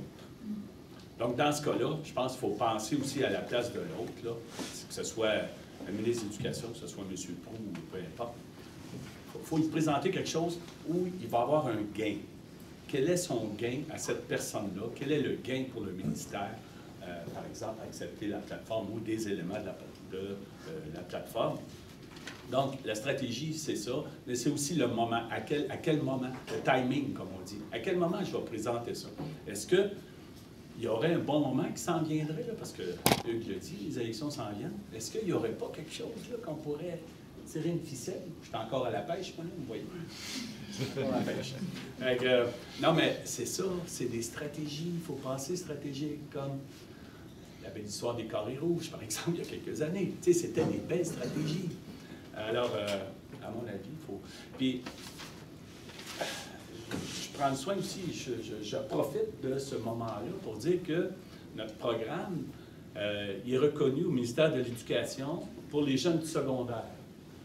Donc, les jeunes secondaires peuvent obtenir 2 unités à secondaire 4 et 5. Mais ça, je le dis parce que ça a été une stratégie. Il a fallu utiliser une stratégie pour arriver à ça. Parce que trop souvent, on entend dire que l'éducation relative à l'environnement n'est pas reconnue, par exemple, au primaire, au secondaire. Il n'y a pas de reconnaissance officielle en unité sur les bulletins, et ainsi de suite. Alors, nous, on l'a. Fait que, tu sais, je veux juste dire que... En tout cas, il faut être persévérant, hein? Persévérant, stratégique, communiquer, je l'ai dit tantôt. Je m'arrête là. Oui, en fait, moi, je crois beaucoup au porte-parole. Parce que souvent, nous, évidemment, entre nous, on pense qu'on fait bien les choses. Autant au Centraire que Claude et moi. Mais dans le fond, les porte-paroles, c'est extrêmement important. Et pendant un bout de temps, on pensait que le milieu artistique pouvait être nos porte-paroles. Parce que le milieu artistique est bien reconnu dans ce qu'il faut. Mais moi, je crois qu'il faut avoir nos porte-paroles politiques pour porter le message au plus haut niveau, à notre place.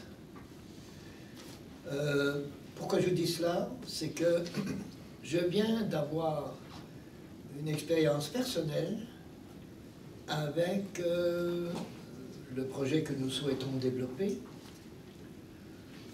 avec les étudiants du Collège de Rosemont, de s'adresser directement aux citoyens. On aurait pu nous-mêmes demander à la mairesse de la ville de Montréal de nous appuyer là-dedans ou de nous soutenir financièrement. Mais j'ai trouvé que ce n'était pas la bonne façon de faire. et que si je passais par le maire de l'arrondissement, qui devient notre porte-parole auprès de la mairesse, que ce serait beaucoup plus efficace. Et ça l'a effectivement été. Donc je pense qu'il faut bien penser où sont nos porte-paroles efficaces. Et je crois que le gouvernement avec lequel on a le plus de proximité, c'est-à-dire nos municipalités, nos maires de village, nos maires de ville, d'arrondissement, c'est à eux qu'il faut demander d'être nos porte-paroles pour aller plus loin. C'est beaucoup plus efficace.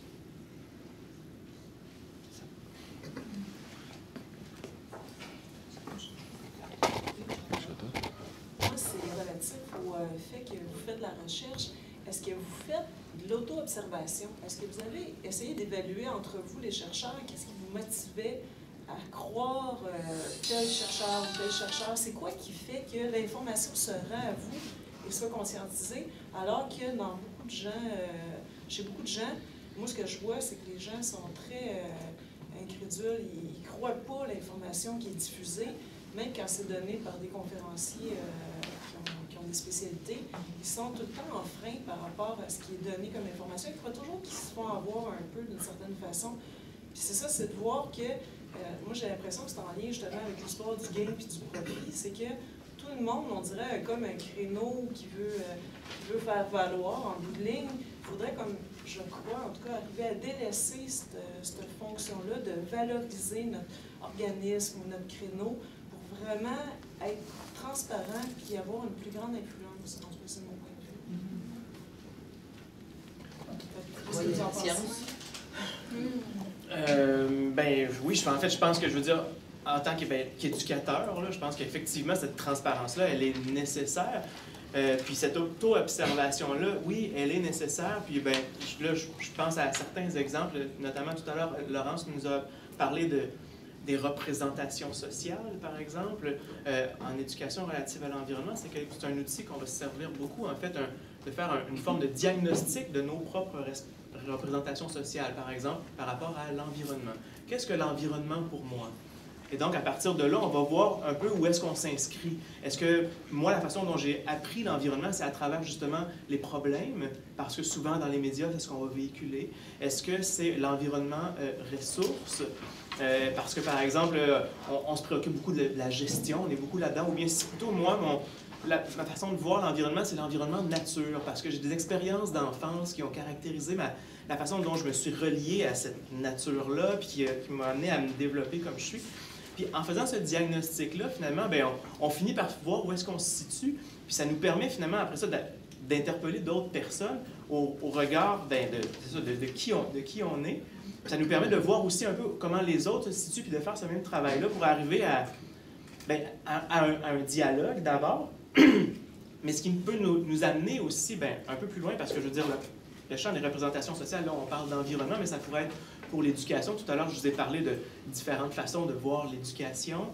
Ça pourrait être pour le champ de l'éthique.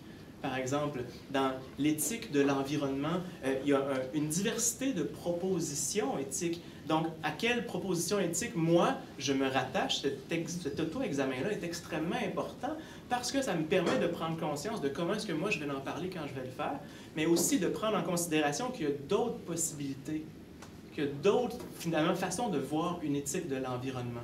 Puis, une des choses qui qui souvent me dérange, un des points qui m'accroche beaucoup, c'est toute la rhétorique, en fait, sur le développement durable auquel on devrait adhérer, sans trop le questionner, en fait.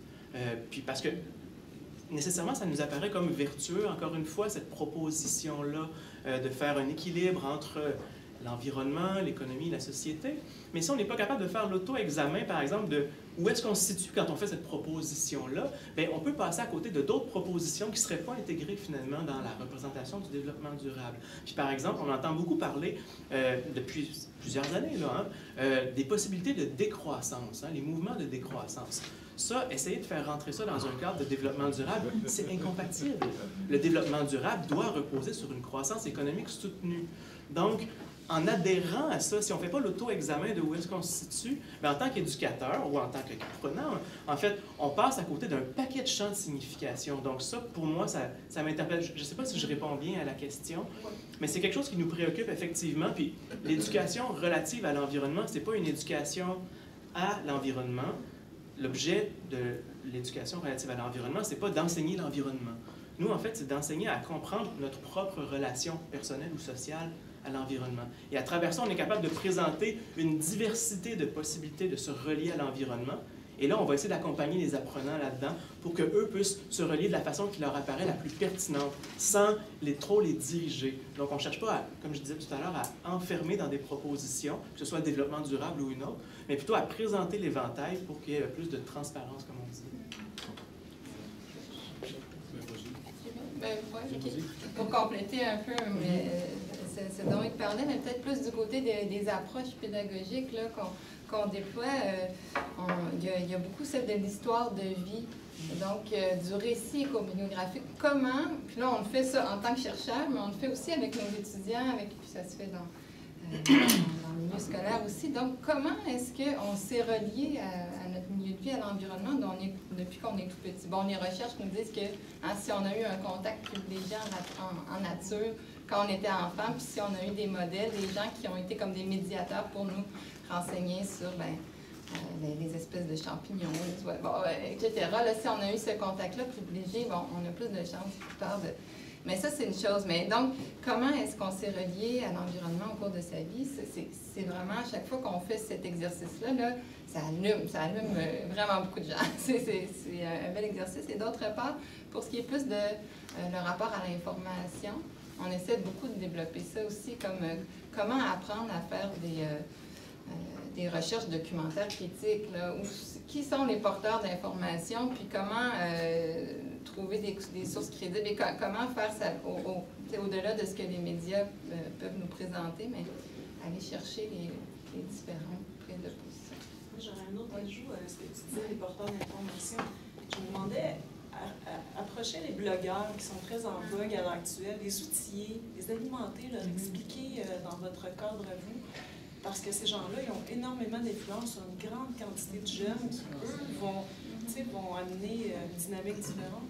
Je sais que ce n'est pas de l'information directe dans les écoles, mais c'est des gens qui ont une importance. Moi, je les appelle les éco-sociables. C'est juste d'avoir, c'est ça, des modèles. Déjà, beaucoup de jeunes s'identifient à eux. Si on est capable vraiment de les alimenter de la bonne façon, parce que là, c'est toutes sortes de compagnies, d'industries qui les approchent pour faire vendre leurs produits. Mais vous aussi, vous avez comme quelque chose, pas à vendre, mais à transmettre. Fait que ça serait bien, je pense. Puis il y en a qui sont très ouverts à ça. J'ai l'impression qu'il y a de plus en plus de jeunes, s'ils se trouvent un créneau qui vraiment les allume, puis qui fait en sorte qu'ils ont l'impression de faire une différence, ils vont y aller à fond. Je pense que ça peut être... Ça pourrait être une belle recherche-action. Oui. Du coup, pour rebondir sur ce que tu viens de dire, Chantal, il y a un blogueur, enfin un youtubeur, Vincent Verza, qui est énormément suivi et pour moi ça fait énormément de lien à ce que tu viens de dire parce qu'il a notamment relayé une action d'une association écologiste, je ne sais plus laquelle, qui demandait aux banques, moi je viens de France donc c'était les banques françaises, d'arrêter de financer les pipelines en Amérique du Sud et au Canada aussi, je pense. Et via toutes les vidéos et via le nombre de vues que ça s'est fait, en fait, les banques ont reculé. En fait, c'est juste pour appuyer le fait qu'il y a un poids, il y a un réel poids. Et des gens qui, lui, c'est un mec jeune qui fait des vidéos hyper dynamiques, hyper bien faites. Ça peut faire énormément changer les choses. Voilà, donc ça, c'était juste pour rebondir. Et moi, ce que je voulais vous dire, c'est bon, déjà, merci pour tout ce que vous nous avez dit. Cette rencontre, elle est organisée par l'Assomption en transition et pour moi, il y a énormément de liens avec le mouvement de Rob Hopkins, le pays en transition. Donc, dans tout ce que vous avez dit de repolitiser, de ramener l'individu dans une communauté et de faire de la pédagogie, d'apprendre aux gens qu'ils ont un impact au-delà de chez eux, mais en groupe au niveau de la ville, de rester dans du local pour être pertinent, mais quand même être au-delà de juste un groupe d'amis ou de sa famille. Je sais pas, je trouve ça vraiment... Enfin, ça m'a énormément touchée, tout ce que vous avez dit, notamment au niveau des petits gestes, et que ça ça responsabilise uniquement l'individu, ça fait porter le poids de tout sur nos épaules à nous en tant que consommateurs, alors qu'en fait, on aura beau acheter du bio et du local et du vrac, on va pas changer les énormes industries pétrolières, quoi. Enfin, faut pas déconner, quoi, c'est pas du tout la même chose. Donc voilà, en tout cas pour moi, les villes en transition, c'est une réponse qui n'est pas dans le développement durable, qui est un petit peu dans la décroissance quand même, qui est dans la résilience en tout cas, et je trouve que ça rejoint vraiment tout ce que vous avez dit. Je voulais avoir un peu votre avis sur ça. Ben, c'est ça, on explore beaucoup en éducation relative à l'environnement tous ces courants de ce qu'on appelle l'écologie politique, donc cet espace de réflexion sur mais maintenant, qu'est-ce qu'on fait ensemble politiquement? Et donc, les initiatives de transition, c'en est un courant important, le courant de la décroissance, celui de l'écoféminisme. Puis maintenant, ben, il y a des propositions écopolitiques qui arrivent aussi d'Amérique latine, entre autres le Buen Vivir, duquel on s'inspire beaucoup et autres. Donc, oui, c'est intéressant de ne pas penser qu'on est... on peut se projeter seulement dans le développement durable, qui est le créneau mainstream, mais qu'on peut aussi penser notre rapport à l'environnement puis aux politiques dans d'autres manières de voir les choses. Dans d'autres sphères de réalité aussi, dans d'autres façons de nous relier à l'environnement que par la consommation, parce que l'idée du petit geste individuel, en fait, est surtout problématique quand il réduit l'idée de citoyenneté à l'idée de consommateur.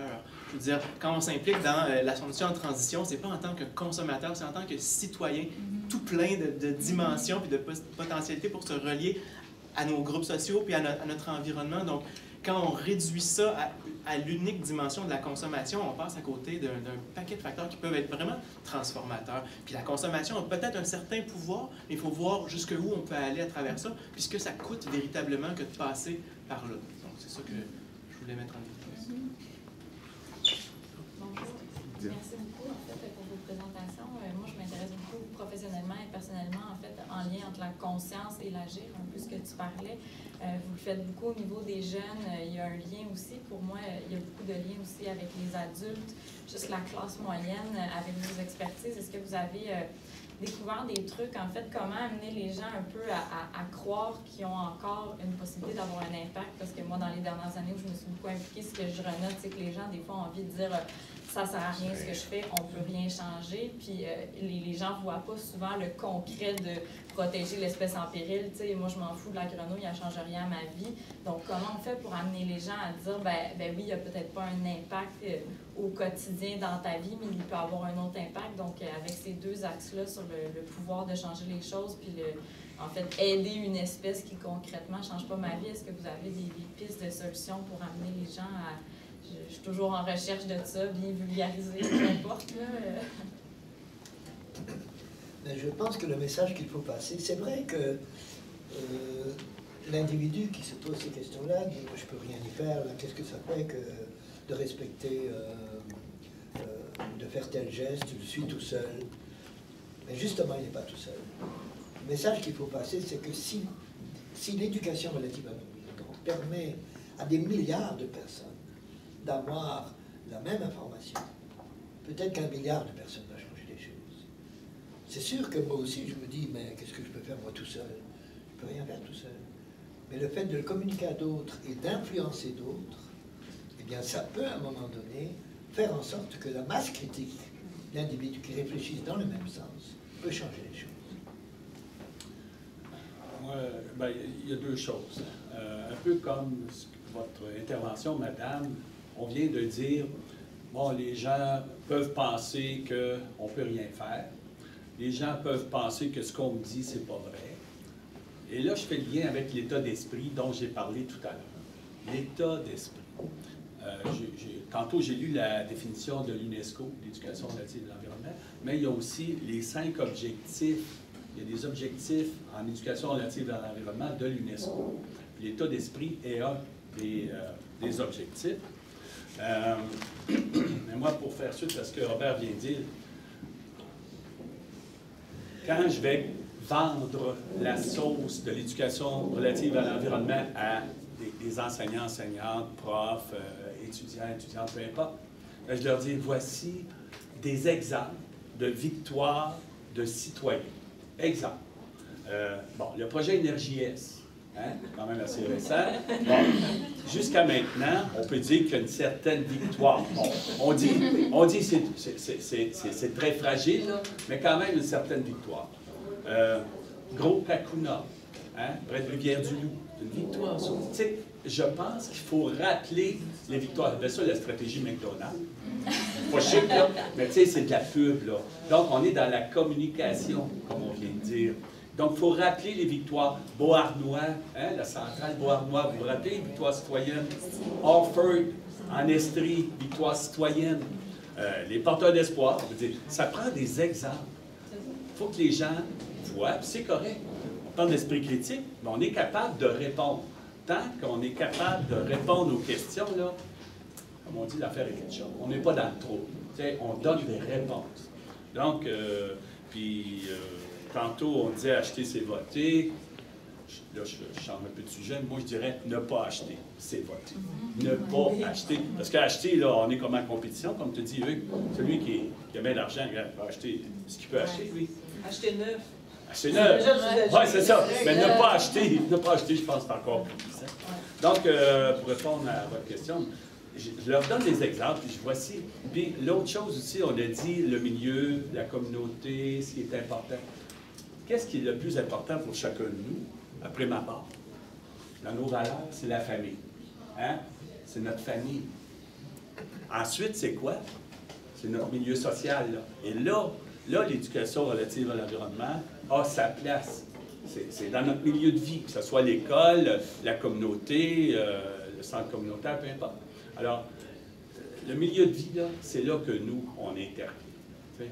Ce qui est significatif pour les gens en deuxième, après la famille, c'est notre réseau social, nos amis, nos chums, là où on vit, on passe beaucoup de temps. Alors, c'est ça, je rappellerai les victoires. Tu sais, voici, regarde, ce pourquoi tu peux espérer qu'il y a quelque chose à faire. Oui, j'aurais voulu très rapidement compléter sur ce que Claude disait. Pour les personnes qui sont, disons, pas encore engagées dans une lutte sociale, peut-être montrer justement comment est-ce que ça crée du lien que de s'engager. Puis je me rappelle, là, moi, j'ai étudié la controverse sur la reconstruction de l'échangeur de Turquois à Montréal. Puis là, il y avait un citoyen qui m'a dit, je ne m'étais jamais engagé avant, en arrêt de travail parce qu'il y a une blessure professionnelle. Il dit, ça a changé ma vie.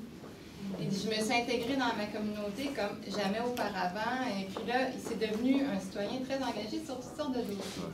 Puis, d'autre part, pour les gens qui sont là, engagés dans une lutte, ben oui, se rappeler les victoires avant nous, mais aussi y aller à petits pas, puis souligner les petites victoires tout au long de l'année. Ça, c'est... Moi, je trouve ça génial parce que dans toutes les victoires que tu as mentionnées, Claude, en fait, si on regarde qu'est-ce qu'il y a en commun dans tous ces exemples-là, c'est tous des exemples d'action collective. Où est-ce que les gens se sont engagés en groupe et non pas chacun chez eux en cliquant « oui, j'adhère à je sais pas quel mouvement ». Non, c'est en s'impliquant, puis en y allant, puis en participant, puis en créant du lien, parce que ça donne aussi du sens à notre action. De faire le petit geste chez soi tout seul, le sens que ça nous donne bien souvent, c'est un sens qui est déculpabilisant parce que le poids de ces problématiques-là est tellement lourd pour absorber sur nos petites épaules qu'on ne peut pas, puis on se sent coupable. Et donc, on fait ce petit geste-là comme si c'était déculpabilisant. Mais cette déculpabilisation-là, finalement, qu'est-ce qu'elle fait? Ça ne vient pas un peu nous acquitter de notre part de responsabilité. On se représente, on se dit « Ah, ça, c'est ma responsabilité, ça va être de faire ce petit éco-geste-là. » Et donc, en s'acquittant de ce petit geste-là, finalement, on procède à un désengagement parce qu'on se dit « Je l'ai fait, maintenant, ma part est faite, moi. Et maintenant, je peux faire mes autres occupations qui contribuent finalement aux problèmes de la société. » Mais s'engager collectivement, ça ne peut pas se passer comme ça. Ça donne un autre sens à notre action, puis vraiment, ça transforme. Merci beaucoup.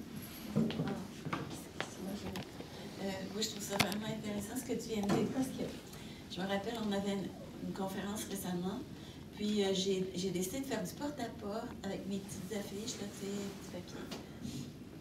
Puis expliquer aux gens, puis dire à quel point c'est important de venir à la conférence pour apprendre, puis connaître mieux, puis mieux connaître, mieux comprendre, mieux aimer, mieux protéger et tout. Hein?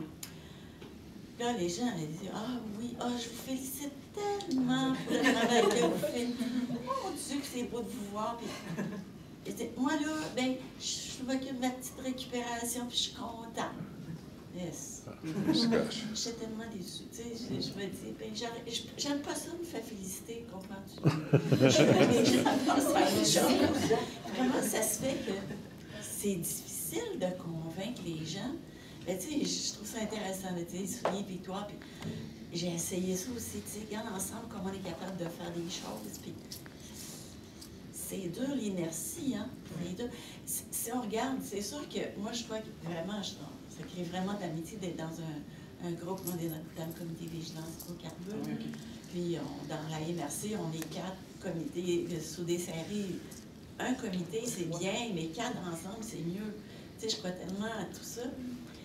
Puis, tu sais, je me dis, les petits gestes quotidiens, là, ma première idée d'intervention, c'était ça.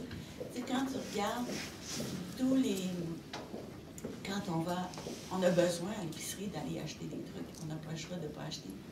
Puis qu'on voit tant de contenants 6, puis tu sais qu'il n'y a rien à faire avec le 6, puis tu sais, moi j'ai beau essayer d'éviter le 6, éviter ci, éviter ça. Mais mes petits gestes à moi, c'est ça me fait du bien à moi, mais comment en arriver à ce que les 6 disparaissent, puis qu'on passe à autre chose, on voit Ça se fait que c'est encore. Oui, comment ça se fait que c'est... Tu as des restaurants comme, mettons, tu vas chez Pacini maintenant, c'est tout récupérable. Tu sais, ils t'envoient, c'est du carton, puis tout ça. Ils ont vraiment progressé, puis... Mais comment faire? Est-ce qu'il faut dire à la ville, en tant que comité vigilance hydrocarbures, nous, on en aura le bon, tu sais, ras le pompon du 6. Qu'est-ce qui doit décider quelque part que c'est fini? Avez-vous une idée? Moi, je répondrai à ça encore une fois. C'est politique, là, vous parlez du conseil municipal, et ainsi de suite. Il faut être stratégique. C'est qui vos amis? Tu sais, c'est ça, il faut identifier c'est qui tes amis. Y a-t-il un conseiller ou conseillère municipale à quelque part qui serait sensible, et ainsi de suite? Dans quel quartier surtout? Tu sais, il faut cibler. On est dans la recherche-action, là. Où est le problème? Dans quel quartier? Qui sont les répondants politiques? Qui sont les responsables dans ce secteur? Il faut être stratégique. Tu sais, on n'a pas de temps à perdre, des coups d'épée dans l'eau, on n'aime pas ça. Donc, on cible un quartier et on y va, on vise le succès. Première démarche, là, on vise le succès. Donc, pour viser le succès, ben, c'est pas trop grand. Vas-y raisonnablement, vise le succès, puis après ça, ça va te permettre de dire à passer le message, hey, regarde, on a réussi telle chose dans tel secteur. Est-ce que vous croyez que dans votre secteur, il faut, encore une fois, que le répondant politique, comme je disais tantôt, avec la question du sommet sur l'éducation et l'environnement et la proposition de la plateforme, bien, il faut que le répondant politique, là, ou le responsable, il voit son gain. Le répondant politique, et le conseil municipal ou ainsi de suite, il y a peut-être un gain, là, tu sais, à dire, OK, je m'implique avec des citoyens pour que je sois réélu après ça, là, tu sais. J'ai été fin, tu sais. Donc, mais c'est ça quand même, c'est stratégique. Donc, identifier vos soldats de l'air, l'apostrophe ERE. Donc, c'est comme ça que je vois ça, moi. T'sais. Et c'est possible. On le fait à Nicolet, nous autres, avec des citoyens. Vous voyez, l'état d'esprit, là, c'est... Pensons positif, pensons stratégique, persévérant, communiquons comme il faut. On devrait y aller. Il y avait une question ici. Ça prend des leaders forts ouais. pour pouvoir parler puis soutenir tout ça. Ouais. Moi, je suis chanceuse. Je travaille dans une école où c'est EVB dedans, les valeurs d'une école verte montagne. Puis, c'est beaucoup du petit geste. Puis là, j'aime ça entendre vous aujourd'hui, ben, tout le monde finalement. Je suis allée au cégep de Rosemont aussi en 91. En tout cas, c'est comme super cool. Puis, je suis arrivée ici en auto, je suis allée m'acheter une bouteille d'eau puis des lunettes au Dollarama. Parce que je les avais oubliées, ça fait que j'étais une écœurante en même temps. Bon.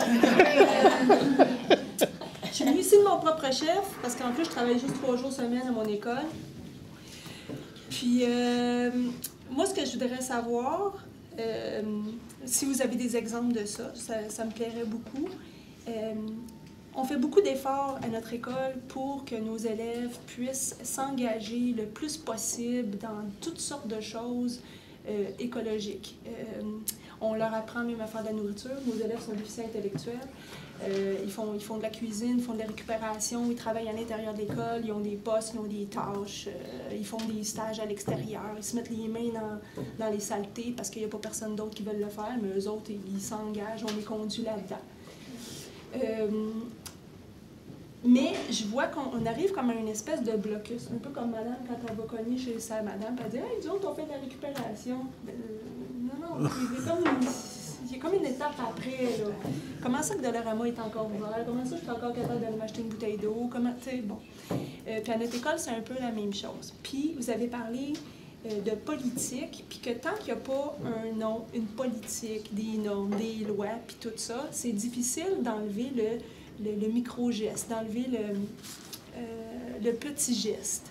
Donc, avez-vous un exemple d'écoles qui se sont dotées d'une politique avec un nom? Mais là, je parle d'une école soit primaire ou secondaire, là, pas le cégep, parce qu'il y a comme d'autres structures alentour. Les élèves, ils sont souvent sur le marché du travail, ils ont du temps libre, ils peuvent s'engager à l'extérieur des heures de cours, tandis qu'au primaire ou au secondaire, le nombre d'heures est plus restreint. Ils ont des locaux, ils ont des heures, c'est plus difficile de prendre un temps pour s'engager beaucoup. Puis l'heure du lunch, en tout cas pour nos élèves, c'est très difficile de dire on se prend en main, puis on prend une grosse demi-heure, on va se rencontrer, puis on fait quelque chose. Donc, je voudrais savoir si vous avez des exemples de ça, d'une école qui se serait dotée d'une politique écologique, avec, mettons qu'il y aurait un nom, qui se sont fait des lois, puis c'est pas juste le code de vie de si t'arrives en retard, on t'enlève 5$ sur ta carte de rodateur. Là.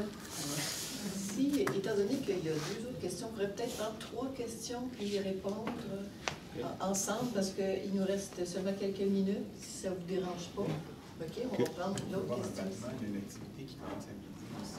Il y a une autre activité, c'est ça. Pour midi, alors on va prendre... C'est avant midi parce qu'il y a une activité qui débute à midi. Ah, OK. Midi, ouais. Bon, alors la troisième.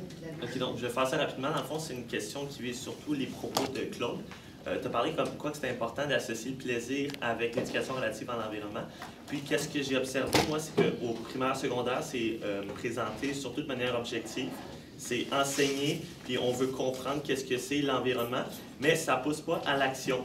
Donc, je voudrais savoir, vous, dans le panel, si vous aviez une baguette magique pour redessiner le cursus scolaire, que feriez-vous en premier? La troisième question ici. Oui. Rapidement, je voulais juste mentionner, pour rebondir sur ce que les 2 personnes avant avaient dit, là, je pense que c'est important pour arriver à un changement à plus grande échelle de considérer le cycle d'attention. En fait, si on est dans une phase où seulement quelques groupes restreints sont au courant d'une problématique, c'est important, entre autres, de faire appel aux décideurs politiques, mais aussi aux médias. Et c'est à ce moment-là, s'il y a de plus en plus d'attention qui se porte, les décideurs vont se rendre compte en fait qu'ils n'ont pas le choix d'agir pour régler une problématique. Puis ça peut être aussi niaiseux, par exemple, que la semaine passée, un reportage à Radio-Canada sur les couvercles de verre à café à Toronto qui n'étaient pas recyclables. Et là, les cafés, soudainement, se sont engagés à changer les couvercles de leur verre à café pour qu'ils puissent être recyclés. Bon, voilà. Sinon, je voulais juste aussi demander si la structure du ministère du système d'éducation plutôt au Québec, pensez-vous que ça restreint les possibilités d'engagement des étudiants? L'aspect très, très, très structurant, l'importance du ministère, des commissions scolaires qui ont une emprise assez forte sur le cursus scolaire. Quand on a observé, surtout dans nos recherches, que si on veut, les porteurs des flambeaux se situent, entre autres, au Québec, dans les écoles alternatives qui ont une plus grande liberté. Pensez-vous que la structure de contrôle, si on veut, du ministère de l'Éducation, c'est plutôt une contrainte ou ça peut être un avantage dans l'éducation relative à l'environnement au Québec? Alors, vous avez 1 minute.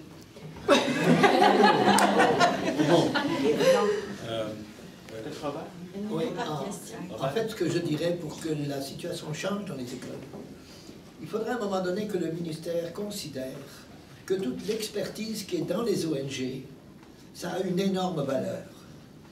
Et on l'a expérimenté, nous, avec le programme AVEC, Avenir viable, l'école et communauté, dans les 45 écoles de la commission scolaire de Laval. Et c'est extraordinaire parce qu'à partir de ce projet-là que nous avons mené à Laval, eh bien, il y a des situations importantes qui ont changé dans les écoles. Alors le fait que ce soit le Fonds d'action québécois pour le développement durable qui est alimenté par le ministère ait fourni l'argent nécessaire pour conduire ce projet-là, c'est quand même pas rien. Je pense qu'il y a il y aura peut-être qu'on n'a pas réfléchi assez, mais il y a une façon de faire pour que les ONG trouvent une meilleure place dans le système scolaire du Québec. Rapidement. On peut s'en parler tout à l'heure, là. Parfait. Mais toi, tu enseignes avec des jeunes ayant une déficience? Ou... Oui. OK.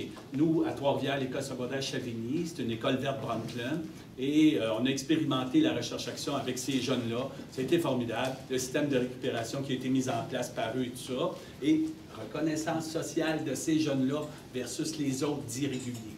OK? Donc, puis on a les outils aussi. Donc, tout à l'heure, je peux te donner ma carte et tout ça. Après ça, l'autre question, curriculum. Où commencer? Il y a différentes portes. La recherche-action, là, ce modèle pédagogique-là, c'est pas si connu que ça. T'sais. Moi, comme j'ai dit, pendant 10 ans, là, faites mon possible, j'ai été missionnaire, puis avec d'autres, parfois, dépendant du budget que j'avais aussi. Là. Mais il est possible de le faire connaître, puis surtout au secondaire, comme je disais, étant donné que c'est reconnu déjà par le ministère, les 2 unités pour les jeunes, ça, c'est une reconnaissance officielle. Donc, entre autres, l'école secondaire Georges Vanier à Laval, si on parle de la région de Montréal ici, on a des amis, autrement dit, qui peuvent contribuer à. Mais c'est sûr que la plateforme, l'idée de la plateforme, puis tout ça, ça aussi, c'est. Il faut passer le message. Et je termine avec la dernière intervention, c'est correct? L'histoire des médias et tout ça. On l'a vu dernièrement, on parle des jeunes ayant une déficience intellectuelle avec Walmart. Voyez-vous, ça a viré de bord, là. Donc, c'est médiatique, ça, c'est politique. Mais, donc, on voit que ça a viré de bord. Et la structure actuelle, est-ce qu'elle empêche de... Moi, j'aime mieux penser qu'il y a des belles ouvertures, comme par exemple l'entrepreneuriat. C'est à la mode, n'est-ce pas? On le privilégie. Donc, l'entrepreneuriat, c'est ça. C'est entreprendre et s'entreprendre. Et l'éducation relative à l'environnement, ce sont aussi des projets à l'entrepreneuriat. Parce que c'est quoi l'entrepreneuriat? C'est répondre à un besoin. Alors, c'est des belles ouvertures, ça. Les écoles alternatives, oui, mais de plus en plus, les écoles dites non alternatives ont des programmes en entrepreneuriat. Et là, c'est une opportunité pour intégrer l'air. Des exemples, une école à Montréal, une école alternative, on a parlé d'école alternative, l'école Charlemagne, en fait, qui a un projet éducatif entièrement conçu autour de l'éducation relative à l'environnement. Donc, l'ensemble du curriculum, en fait, là-bas, à l'école, est interprété selon l'éducation relative à l'environnement. Super intéressant.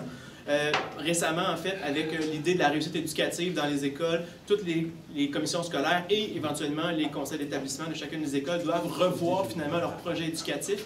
Il y a là une ouverture pour intégrer davantage l'éducation relative à l'environnement. C'est intéressant. Puis quand on demandait des exemples de ce qui se fait dans les écoles qui va plus loin que les petits gestes, bien, je pense que tout ce qui s'appelle recherche-action, qui est expérimenté dans plusieurs écoles, va effectivement beaucoup plus loin parce qu'on amène les enfants à se questionner finalement, à développer leur esprit critique, à s'approprier les réalités de leur environnement. Fait qu'on n'est pas dans le petit geste, on est vraiment dans quelque chose de plus. Concernant le curriculum, très très rapidement, en fait, notre analyse du curriculum présentement ne nous permet pas d'identifier que c'est un frein spécifique ou que ça empêche l'éducation relative à l'environnement. Or, il n'y a rien dans le curriculum pour encourager. Donc, puis rien dans la formation initiale non plus. Je pense que vous êtes à la formation initiale des maîtres, c'est ça aussi qu'on constate. Donc, ce qu'on a besoin, en fait, c'est d'institutionnaliser, donc de l'inscrire formellement au curriculum, ce qui va faire en sorte qu'on va avoir une formation initiale qui va en tenir compte, donc des gens qui vont être formés pour le faire.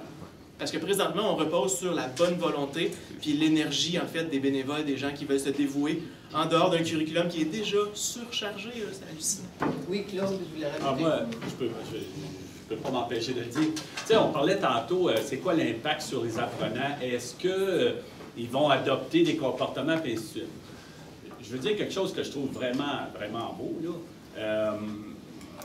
J'étais à Strasbourg au mois de mars passé, puis après ça, à Mexico, donner des ateliers. Mais j'étais accompagné de qui? De 2 jeunes qui avaient 11-12 ans quand on a fait le film Les Porteurs d'Espoir, qui ont maintenant 20 ans.